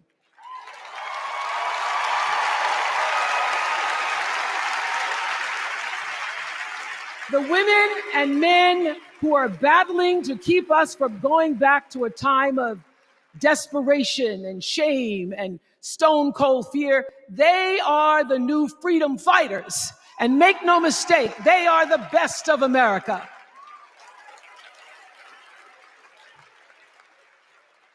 I want to talk now about somebody who's not with us tonight. Tessie Prevost Williams was born in New Orleans not long after the Supreme Court ruled that segregated public schools were unconstitutional. That was in 1954, same year I was born. But I didn't have to head to first grade at the all-white McDonough 19 school with a U.S. Marshal by my side like Tessie did. And when I got to school, the building wasn't empty like it was for Tessie. You see, rather than allowing McDonough to be integrated, parents pulled their kids out of the school, leaving only Tessie and two other little black girls, Gail Etienne and Leona Tate, to sit in a classroom with the windows papered over to block snipers from attacking their 6-year-old bodies. Tessie passed away 6 weeks ago. And I tell this story to honor her tonight because she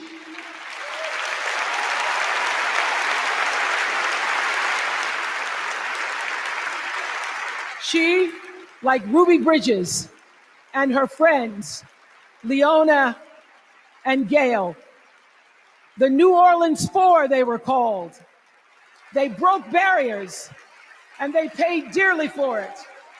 But it was the grace and guts and courage of women like Tessie Prevost Williams that paved the way for another young girl who 9 years later became part of the second class to integrate the public schools in Berkeley, California.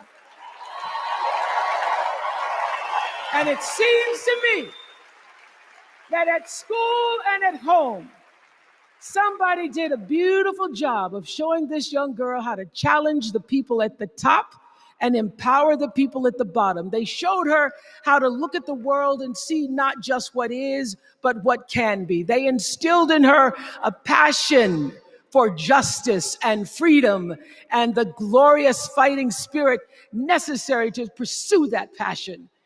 And soon, and very soon,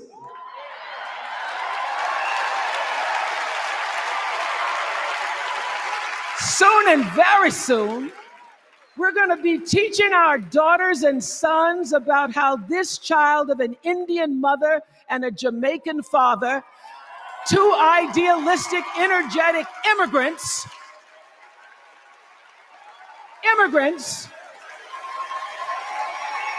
how this child grew up to become the 47th president of the United States.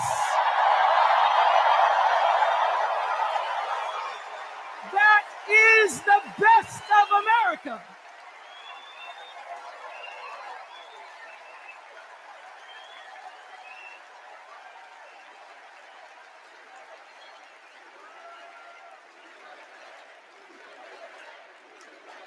You know, let me tell you this. This election isn't about us and them. It's about you and me, and what we want our futures to look like. There are choices to be made when we cast our ballot. Now, there's a certain candidate that says if we just go to the polls this one time, that we'll never have to do it again. Well, you know what? You're looking at a registered independent who's proud to vote again and again and again because I'm an American and that's what Americans do.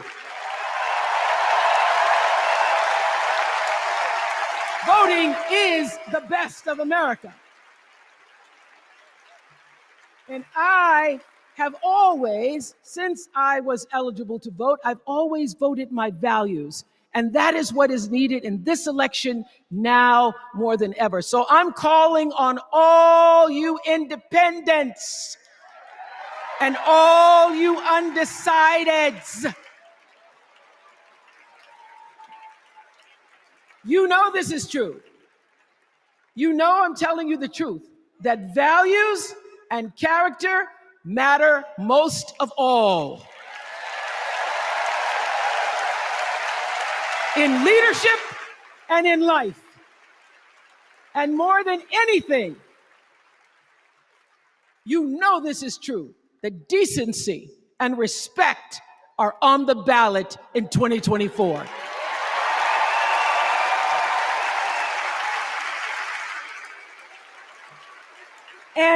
And just plain common sense. Common sense tells you that Kamala Harris and Tim Walz can give us decency and respect. They're the ones that give it to us. So, we are Americans. We are Americans. Let us choose loyalty to the Constitution over loyalty to any individual.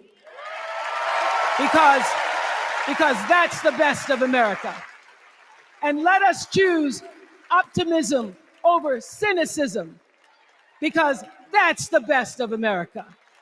And let us choose inclusion over retribution. Let us choose common sense over nonsense.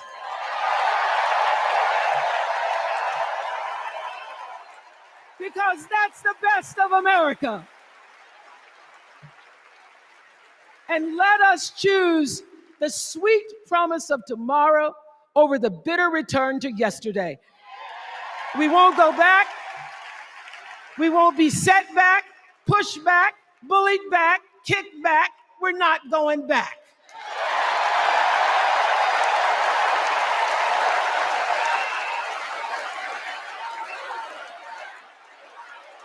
Not going back. We're not going back. So, let us choose. Let us choose truth. Let us choose honor. And let us choose joy.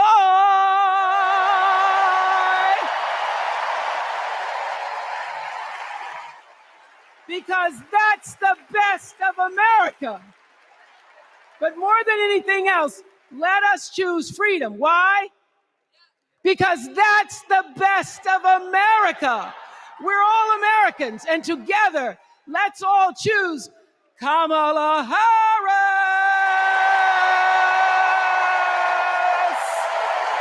Thank you, Chicago. Thank you. It has been a long time since I've seen Oprah Winfrey so excited, so joyous, singing out to the crowds about how important it is to elect Kamala Harris and Tim Walz. Because of their values and character. She says that is what matters the most. Here's what I want people to know about Tim Walz. Well, everybody at Mankato West High School loved Tim Walz. Yeah, I mean, Tim was jovial. When he would start teaching, it was like full contact teaching. You could not help but be interested in what he was talking about. He seemed to care about everybody in his class. He knew everyone's name. He wanted to know what interested you, how to engage you, what you were excited about, what you're feeling bad about. Mr. Walz was my geography and social studies teacher. Mr. Walz was my football coach. My middle school basketball coach, when we were doing the high school play The Nerd, he was the person building the sets. I don't think that there has ever been a moment where I've seen Tim exhausted from giving or engaging. He always seems like that person that's got the never-ending gas tank who can keep going. When I decided to come out as gay, we started the Gay Straight Alliance. Tim Walz was the faculty advisor. We saw him not only as a teacher, but a mentor and a leader. Mr. Walz was a really big part in helping build this community. And he's a big reason why I became a teacher myself. It was inspiring being in his classroom. Please welcome Maryland Governor Wes Moore.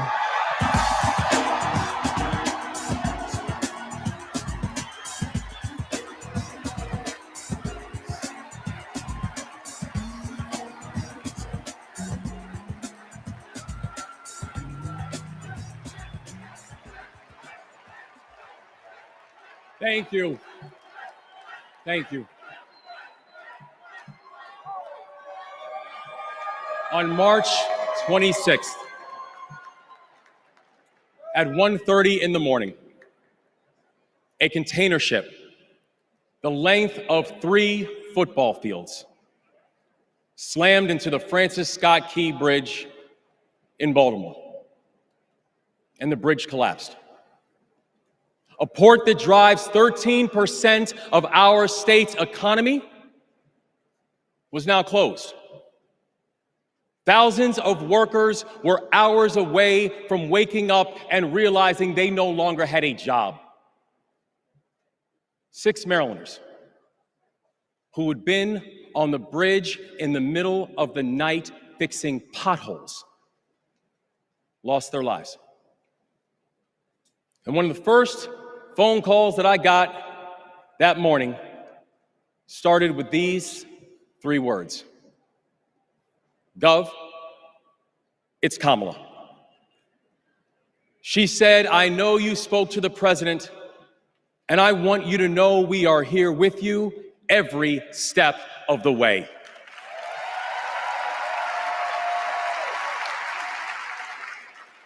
Now, I joined the Army when I was 17. In fact, I was too young to sign the paperwork. I had to ask my mom to sign the paperwork for me because I don't have bone spurs.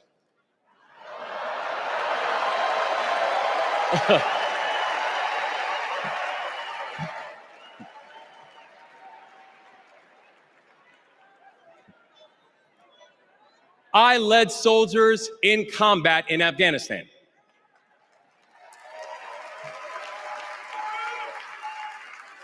And my training taught me that you never learn anything about anybody when times are easy. You learn everything you need to know about somebody when times are hard and when the temperature gets turned up. And America, I saw that Kamala Harris is the right one to lead in this moment firsthand.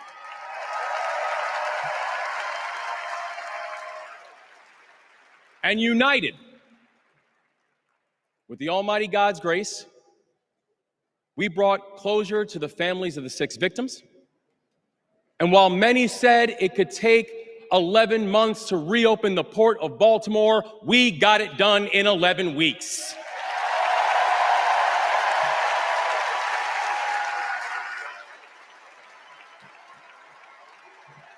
Because that is the story of America. We are a nation of patriots who serve when the mission is hard and who serve when the destination is uncertain.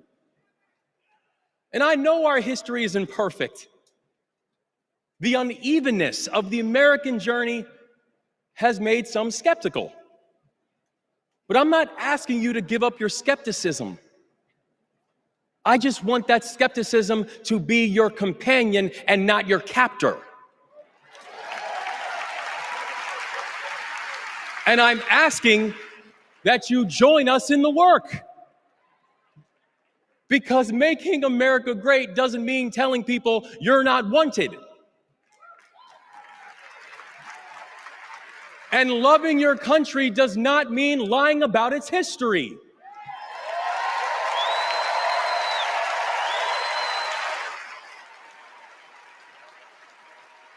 Making America great means saying the ambitions of this country would be incomplete without your help. It's the legacy of those 6 workers who fixed potholes on a bridge while we slept, who were born in a different country, but who knew that America was big enough for them too.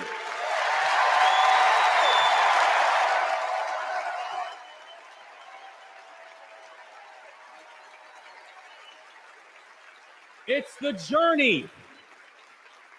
It's the journey of a man raised by a remarkable immigrant single mom, a man who felt handcuffs on his wrists at 11 years old, who now stands before you as the 63rd governor of Maryland and the first Black governor in the history of our state.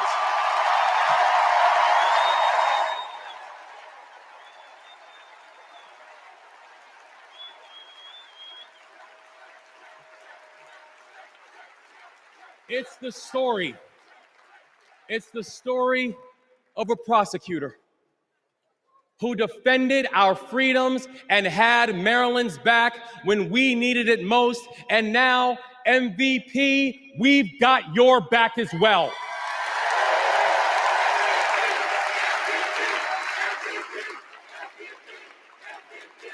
That's right. It's my fellow veteran, my brother, and the next Vice President of the United States, Tim Walz. And now, Tim knows that in the military, you count the days towards mission completion. So guess what, y'all? We have got 75 days and a wake up until Election Day. 75 days in a wake-up for us to prove what Americans can do when the pressure is on. 75 days in a wake-up for us to show that true patriots do not whine and complain. We put our heads down and we get to work. 75 days and a wake-up to build a future that those who came before us hoped for, and those who come after us that they deserve. And 75 days and a wake up to elect a leader who is willing to believe in the best of us. And that leader is Kamala Harris, the next president of the United States. Thank you, God bless you, and let's leave no one behind.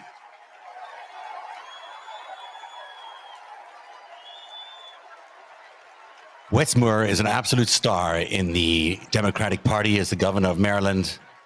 What an incredible address. 75 days in a wake up, I think is what he said. Welcome, what a great former theme. South Bend, Indiana Mayor. And here's Pete Buttigieg, the transportation secretary.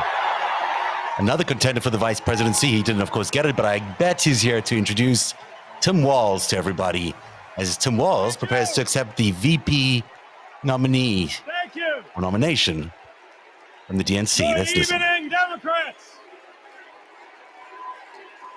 Thank you, Chicago.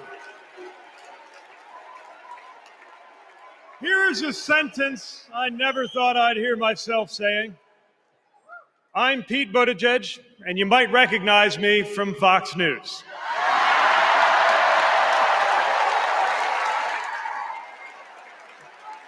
I believe in going anywhere, in service of a good cause, and friends, we gather in a very good cause, electing Kamala Harris and Tim Walz, the next president and vice president of the United States.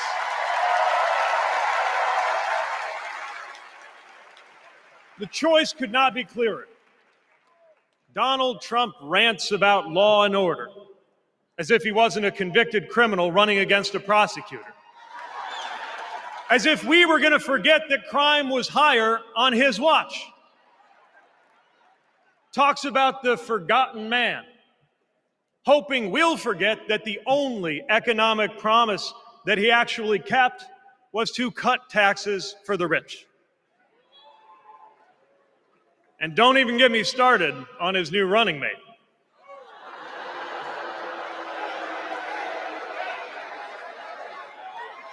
At least Mike Pence was polite. J.D. Vance is one of those guys who thinks if you don't live the life that he has in mind for you, then you don't count. Someone who said that if you don't have kids, you have, quote, no physical commitment to the future of this country. You know, Senator, when I deployed to Afghanistan, I didn't have kids then. Many of the men and women who went outside the wire with me didn't have kids either. But let me tell you, our commitment to the future of this country was pretty damn physical.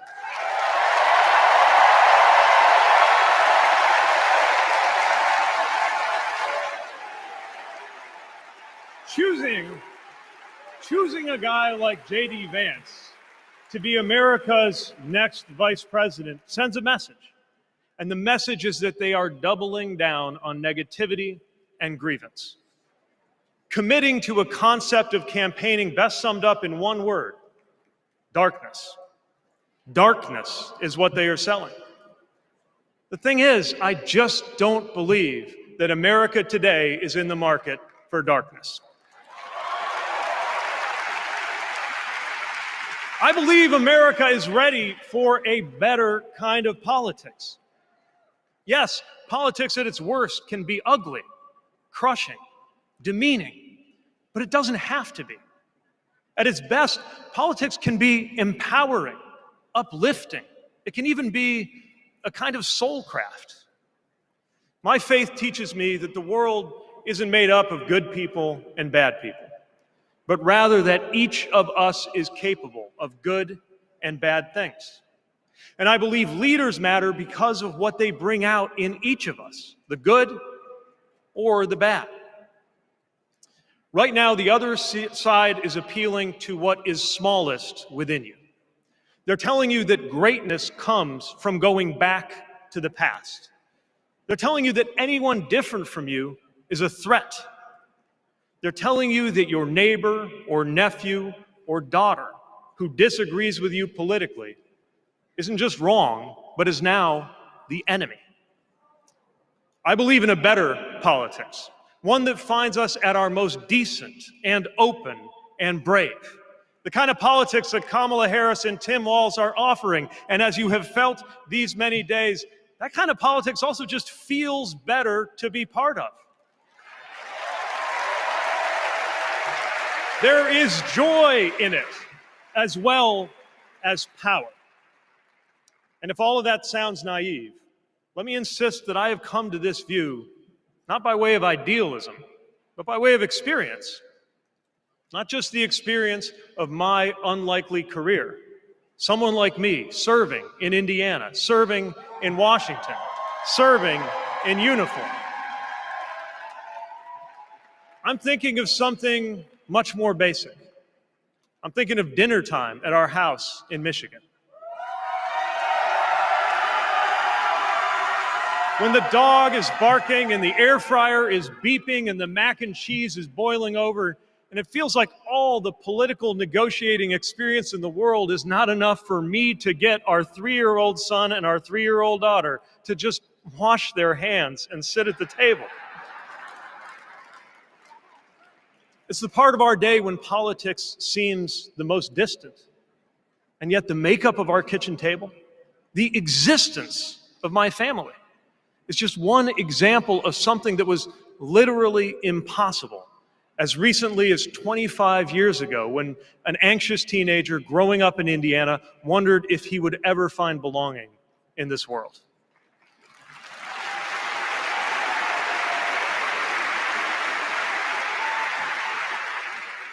This kind of life went from impossible to possible, from possible to real, from real to almost ordinary in less than half a lifetime.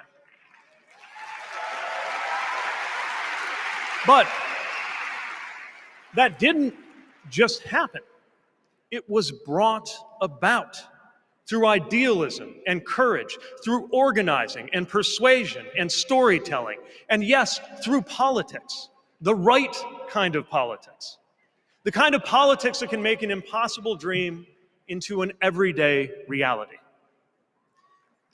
I don't presume to know what it's like in your kitchen, but I know, as sure as I am standing here, that everything in it, the bills you pay at that table, the shape of the family that sits there, the fears and the dreams that you talk about late into the night there, all of it compels us to demand more from our politics than a rerun of some TV wrestling death match.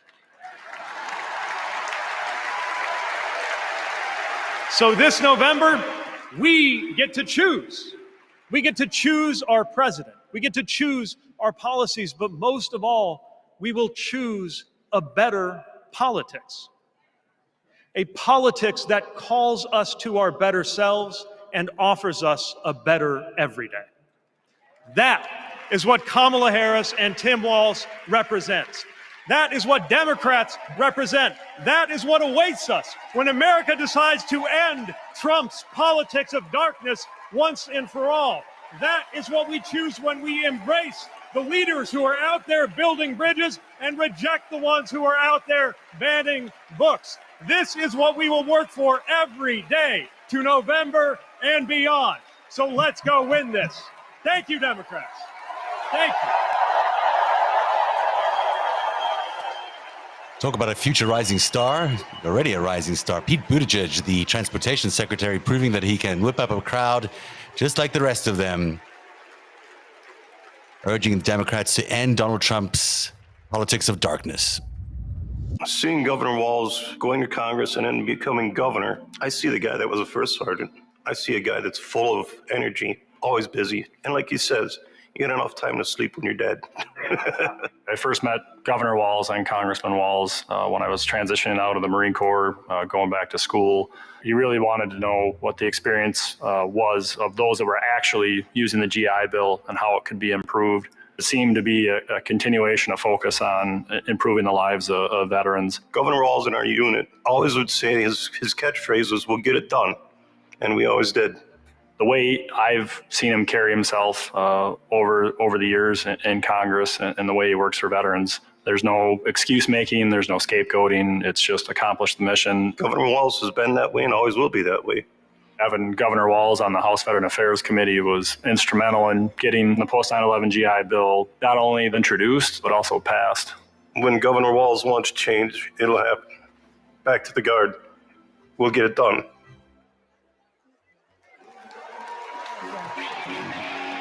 Please welcome EGOT-winning, multi-platinum artist and activist, John Legend, and Queen of Percussion, Sheila E. Wow, Sheila E. and John Legend in a tribute event. We're gathered here today to get through this thing called life.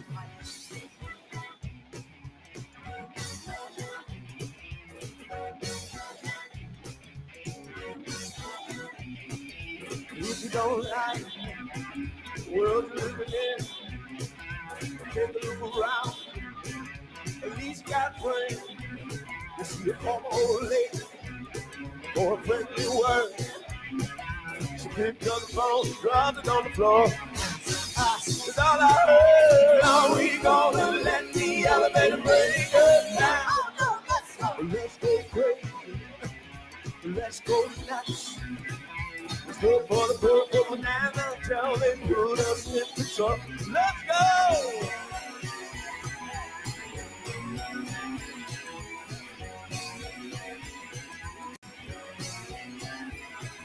We're all excited, but we don't know why. Maybe it's cause we're all gonna die. And when we do, oh, what's it all for? You better live now before the Grim Reaper comes down, get it on your door. We gonna let the other break us down. Let's go crazy. Let's go nuts. Let's go for the purple banana until they put us in the truck. Let's go! Come on, baby. I need everybody to get nuts with me. Come on. Are we on here?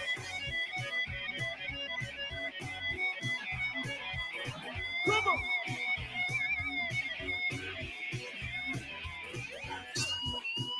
Let's go. Let's go. Yeah, we gonna let the elevator bring us down. Let's go. Put your hands together. So crazy. Now everything be alright. Make everything go wrong. Give them will and not the deal will kill. Hey, tough children. He's coming. He's coming. He's coming. Yeah. Yeah, yeah, yeah, yeah, yeah, yeah, yeah.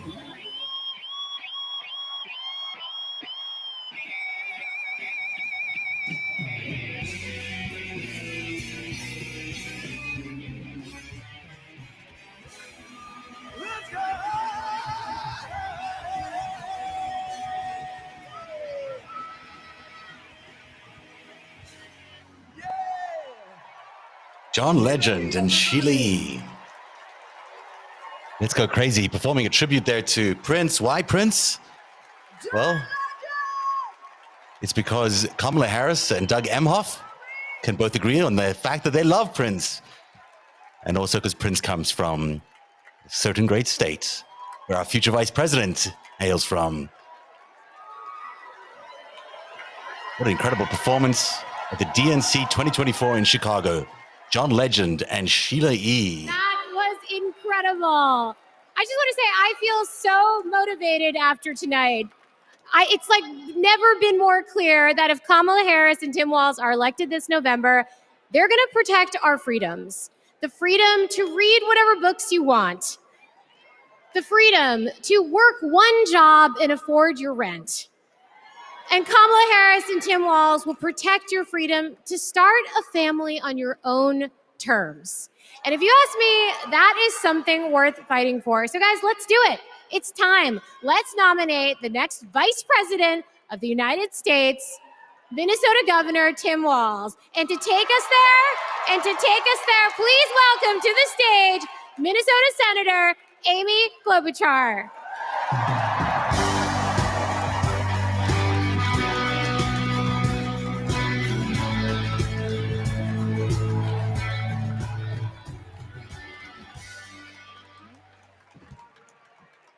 Okay, that was a warm-up act. On behalf of the great state of Minnesota, where purple reigns, I stand before you in support of our next Vice President, Tim Walz. In Minnesota, we trust a coach who turned a team that was 0-27 into state champions. In Minnesota, we trust a hunter who has stood in a deer stand in 10-degree weather. In Minnesota, we trust a candidate who has made a viral video on how to change a burnt-out headlight. And I know we aren't alone, but in Minnesota, we love a dad in plaid.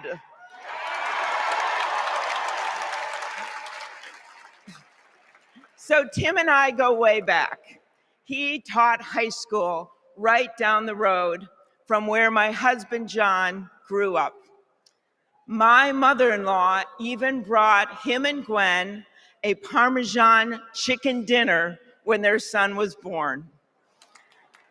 That's what we do in America. We look out for our neighbors. Tim has been doing that his whole life, on the farm and in the factory, with his students and his fellow service members. And the truth is, that matters.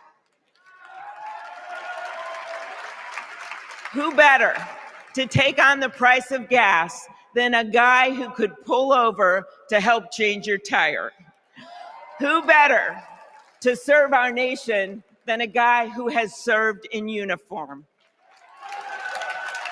Who better to find common ground than a guy with Midwestern common sense? A former football coach knows how to level the playing field. And a former public school teacher knows how to school the likes of J.D. Vance.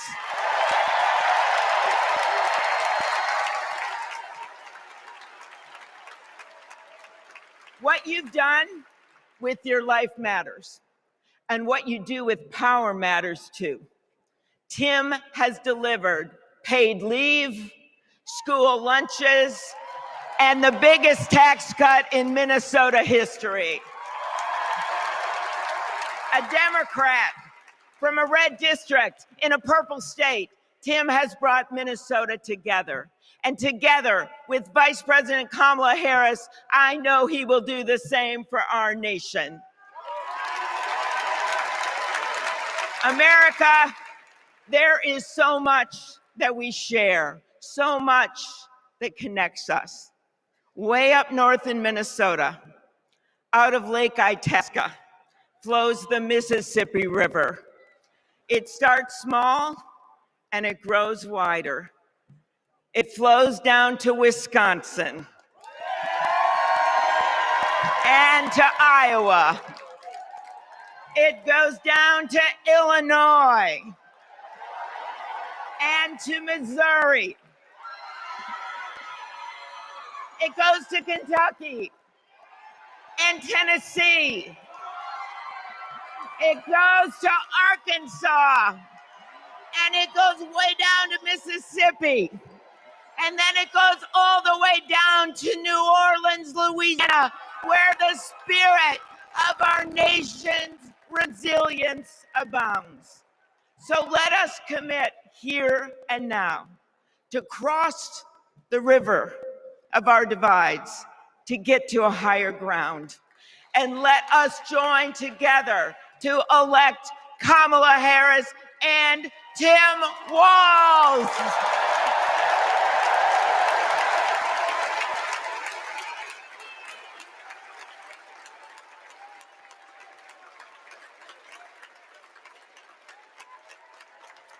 Tim Walz is 60 years old, but he's a relative unknown to Americans. Please welcome Ben Ingman from Minnesota.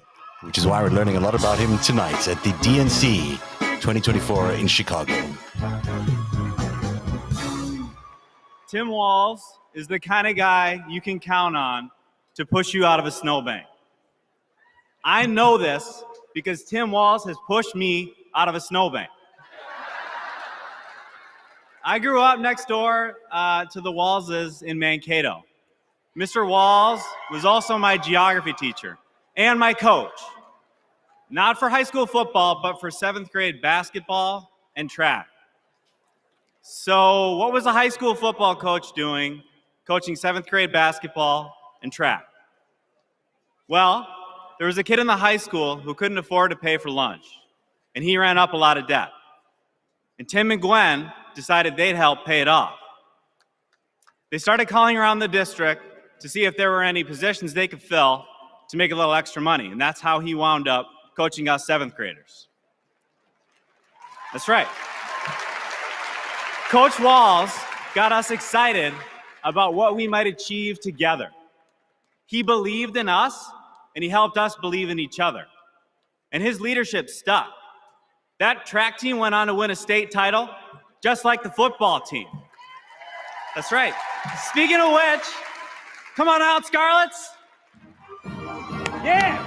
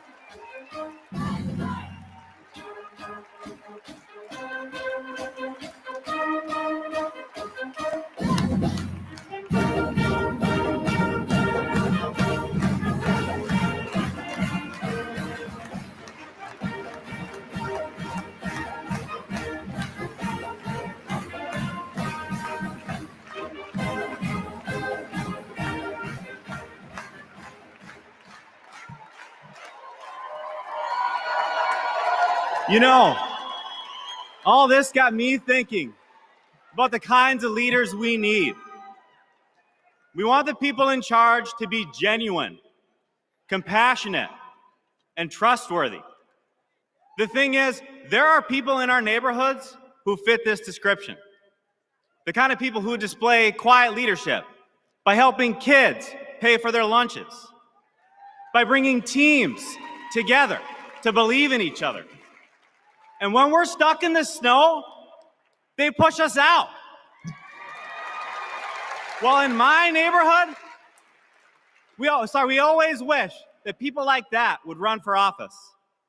Well, in my neighborhood, someone like that did run for office. and he's going to be a wonderful vice president. Thanks very much.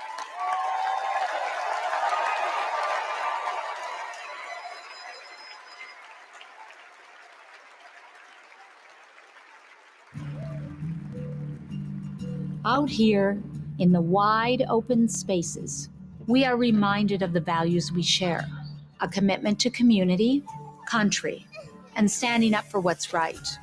Tim Walz grew up in a small town in Nebraska where he spent summers working the family farm. There were just 24 students in his graduating class. His dad served during the Korean War, and that meant a lot to Tim. So he enlisted right after his 17th birthday and served 24 years in the National Guard, rising to Command Sergeant Major. Tim went to college on the GI Bill and became a social studies teacher. That's where Tim and I met. We shared a classroom with a divider right down the middle. His classroom was a lot louder than mine, but I could hear how engaged his students were. Tim taught for over 15 years, and he coached football, helping lead the team to a state championship after 0 wins just a few years before. Tim taught them how to believe in themselves and that we're all in this together. When one of our students started the school's Gay Straight Alliance, Tim agreed to serve as faculty advisor because he knew how impactful it would be to have a football coach involved. He inspired his students, and he changed lives. He is just so joyful in everything that he does, but I think also standing up for, what he believes to be right, stands up to bullies. Then, Tim's students inspired him to run for Congress in southern Minnesota. Tim spent a lot of time working with Republicans, fighting to help farmers and expanding veterans' benefits. Whether it was in Congress or as governor, his focus has always been helping working people like those he grew up with. That's why he fought for the largest tax cut in Minnesota state history. But Tim Walz was there for small businesses like ours. With the urging of Governor Walz, we were able to pass the Alex Smith Insulin Affordability Act, and it has saved lives in Minnesota. With Tim as governor, Minnesota is one of the best places to raise a family and one of the best states for business. Tim's a lifelong hunter and gun owner.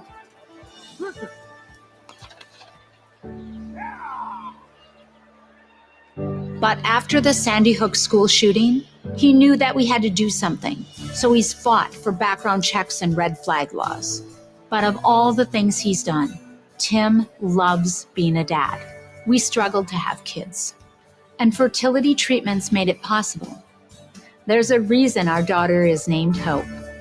Hope and Gus mean the world to us. Governor Walz making good on a promise to his son and family yesterday by getting them a puppy. Then we're going to go get some food, corn dog. I'm vegetarian. Turkey then. And Turkey's meat. Not in Minnesota, turkey special. He's as at home on a farm, a fishing boat, a football field, or a factory floor as he is on the floor of Congress. Tim's commitment to service all comes back to the values we grew up with. Love your country, help your neighbor, and fight for what's right. Because that's what America is all about. 2 middle-class kids. One, a daughter of Oakland, California. The other, a son of the Nebraska Plains, only in America. Is it possible for them together to make it all the way to the White House?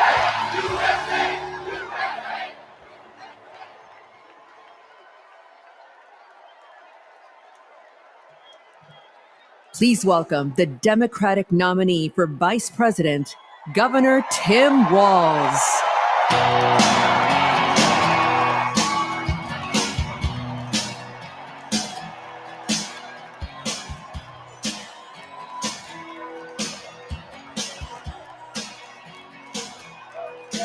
And there he is, Tim Walz, actually born in Nebraska.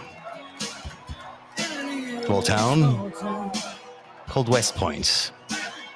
And here he is accepting the nomination of the Democratic Party for the vice presidency.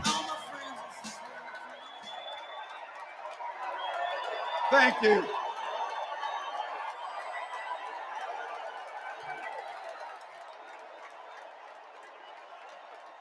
Thank you.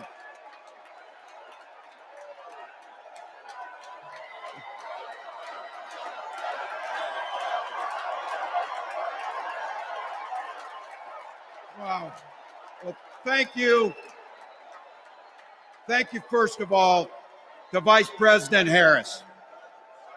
Thanks for putting your trust in me and for inviting me to be part of this incredible campaign.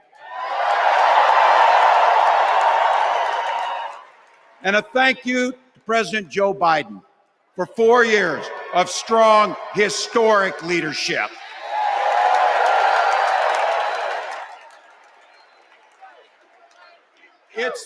It's the honor of my life to accept your nomination for Vice President of the United States.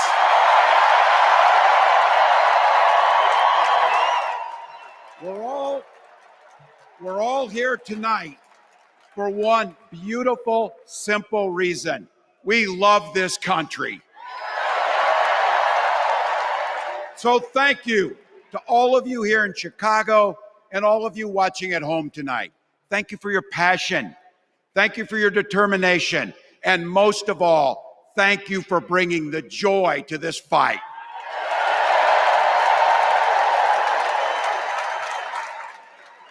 Now, I grew up in Butte, Nebraska, a town of 400 people.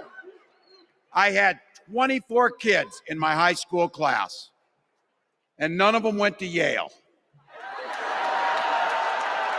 But I'll tell you what, growing up in a small town like that, you learn how to take care of each other.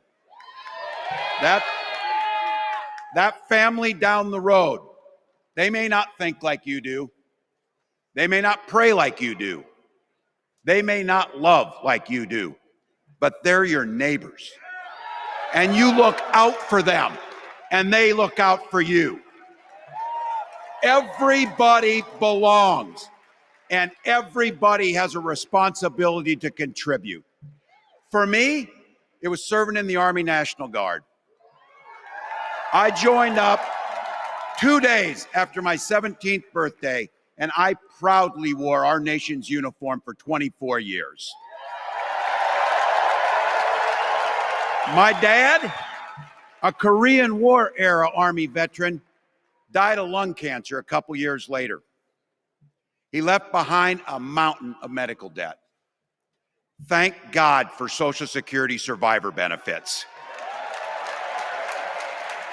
And thank God for the GI Bill that allowed my dad and me to go to college, and millions of other Americans.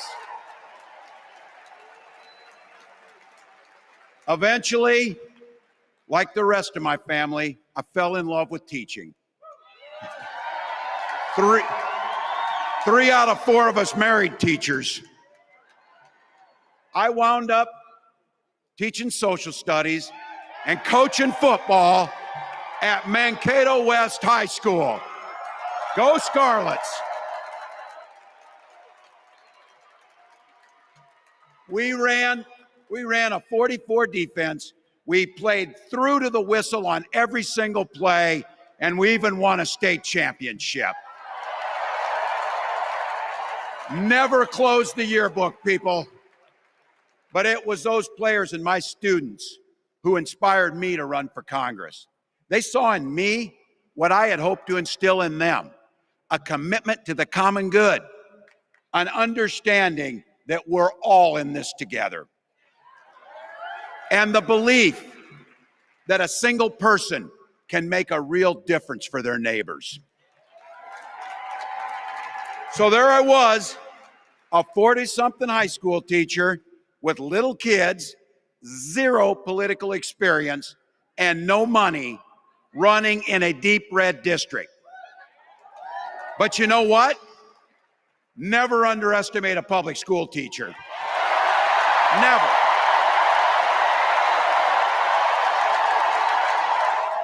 I represented my neighbors in Congress for 12 years, and I learned an awful lot.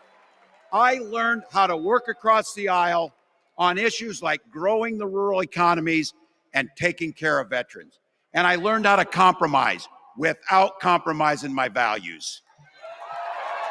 Then I came back to serve as governor, and we got right to work, making a difference in our neighbors' lives. We cut taxes for the middle class. We passed paid family and medical leave. We invested in fighting crime and affordable housing. We cut the cost of prescription drugs and helped people escape the kind of medical debt that nearly sank my family. And we made sure that every kid in our state gets breakfast and lunch every day. So while other states were banning books from their schools, we were banishing hunger from ours.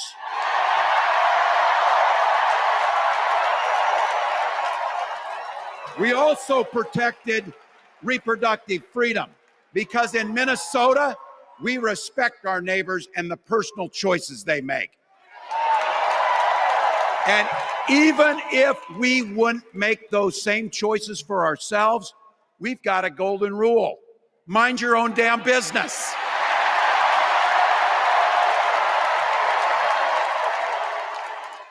And that includes IVF and fertility treatments. And this is personal for Gwen and I. If you've never experienced the hell that is infertility, I guarantee you, you know somebody who has. And I can remember praying each night for a phone call. The pit in your stomach when the phone had rang, and the absolute agony when we heard the treatments hadn't worked. It took Gwen and I years, but we had access to fertility treatments. And when our daughter was born, we named her Hope. Hope, Gus, and Gwen, you are my entire world, and I love you.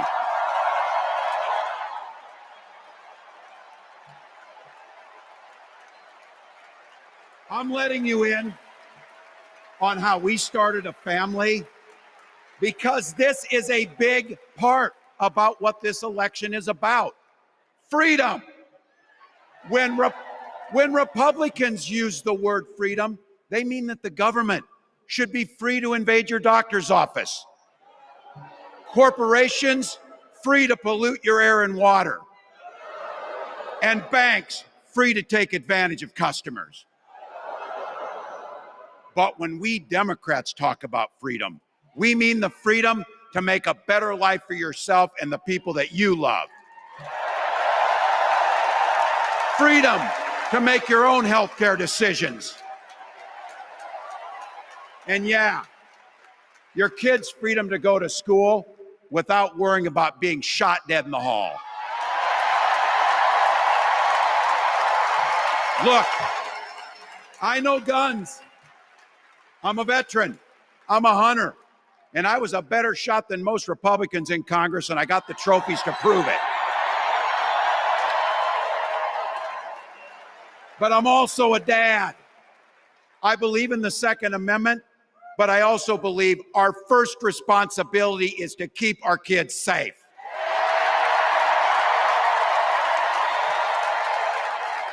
That's what this is all about. The responsibility we have to our kids, to each other, and to the future that we're building together, in which everyone is free to build the kind of life they want. But not everyone has that same sense of responsibility. Some folks just don't understand what it takes to be a good neighbor. Take Donald Trump and J.D. Vance. Their Project 2025 will make things much, much harder for people who are just trying to live their lives. They spent a lot of time pretending they know nothing about this. But look, I coached high school football long enough to know, and trust me on this, when somebody takes the time to draw up a playbook, they're going to use it.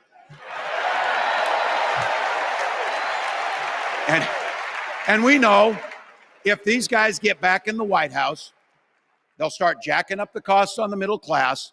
They'll repeal the Affordable Care Act. They'll gut Social Security and Medicare. And they will ban abortion across this country with or without Congress. Here's the thing. It's an agenda nobody asked for. It's an agenda that serves nobody except the richest and the most extreme amongst us. And it's an agenda that does nothing for our neighbors in need. Is it weird? Absolutely. Absolutely. But it's also wrong. And it's dangerous. It's not just me saying so. It's Trump's own people. They were with him for 4 years. They're warning us that the next 4 years will be much, much worse. You know, when I was teaching every year, we'd elect a student body president. And you know what? Those teenagers could teach Donald Trump a hell of a lot about what a leader is. Leaders don't spend all day insulting people and blaming others. Leaders do the work. So I don't know about you. I'm ready to turn the page on these guys. So go ahead. Say it with me. We're not going back.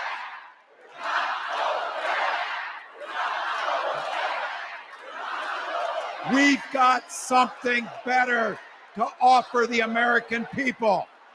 It starts with our candidate, Kamala Harris. From her first day as a prosecutor, as a district attorney, as an attorney general, as a United States senator, and then our vice president, she's fought on the side of the American people. She's taken on the predators and fraudsters. She's taken down the transnational gangs, and she stood up to powerful corporate interests. She has never hesitated to reach across that aisle if it meant improving your lives. And she's always done it with energy, with passion, and with joy. Folks, we've got a chance to make Kamala Harris the next president of the United States.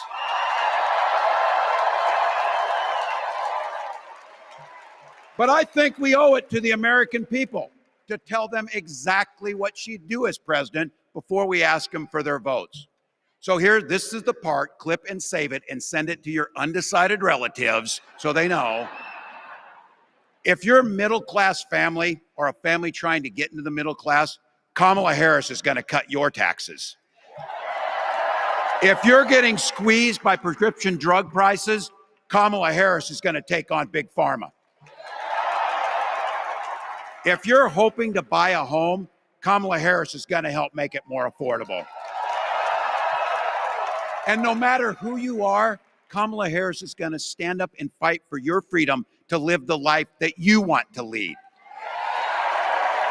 Because that's what we want for ourselves, and it's what we want for our neighbors. You know, you might not know it, but I haven't given a lot of big speeches like this. But I have given a lot of pep talks.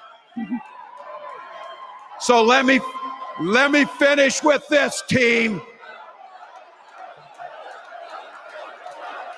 It's the fourth quarter. We're down a field goal, but we're on offense and we've got the ball. We're driving down the field. And boy, do we have the right team. Kamala Harris is tough. Kamala Harris is experienced, and Kamala Harris is ready. Our job for everyone watching is to get in the trenches and do the blocking and tackling. 1 inch at a time, 1 yard at a time, 1 phone call at a time, 1 door knock at a time, 1 $5 donation at a time. Look, we got 76 days. That's nothing. There'll be time to sleep when you're dead. We're going to leave it on the field.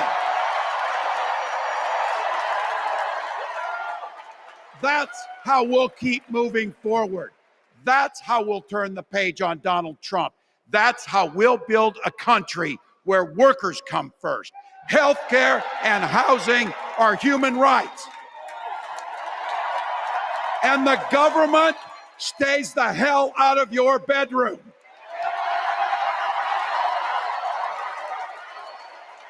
That's how we make America a place where no child is left hungry, where no community is left behind, where nobody gets told they don't belong. That's how we're gonna fight. And as the next president of the United States always says, when we fight, when we fight, when we fight, thank you. God bless.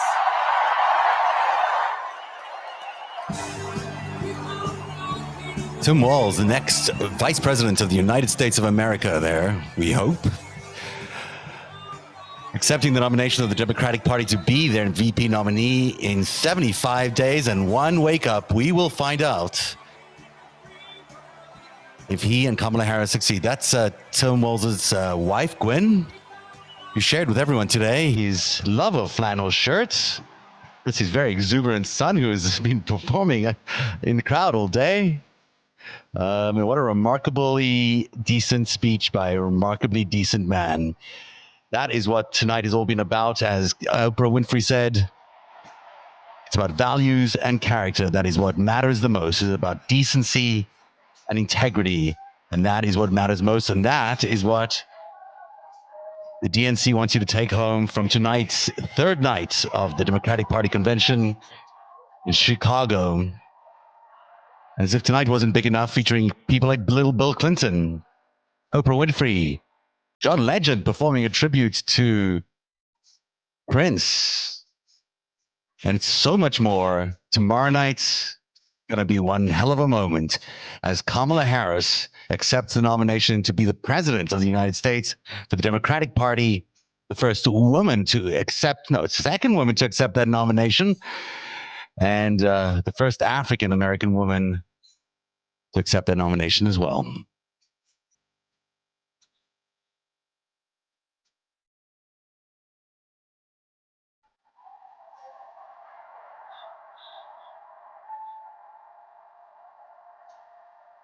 Democrats have been adopting the freedom mantra all the way through this convention, but tonight's theme was all about freedom, and they're ending tonight with Keep on Rocking in the Free World.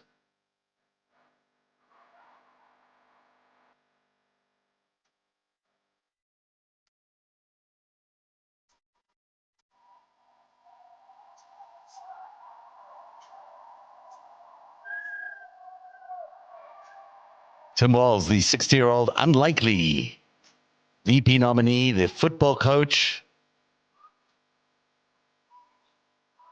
that has captured the imagination of Americans so far.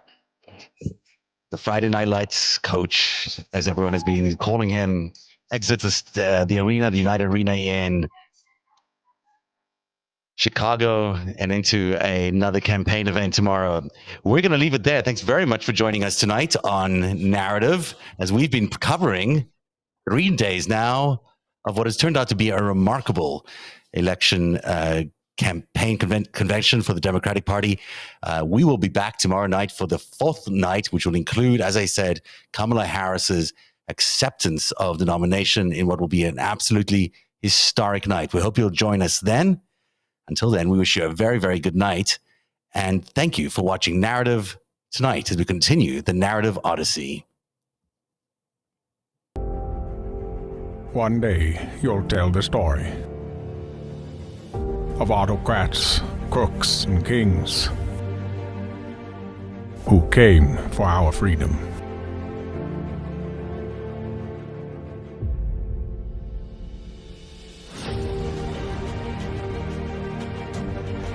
A story of citizens who stood up to tyranny and won.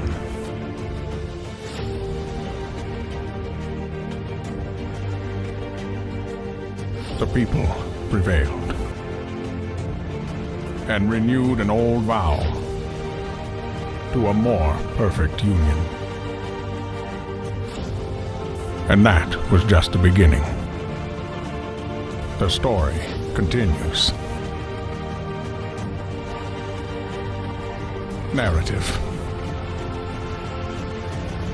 where truth lives.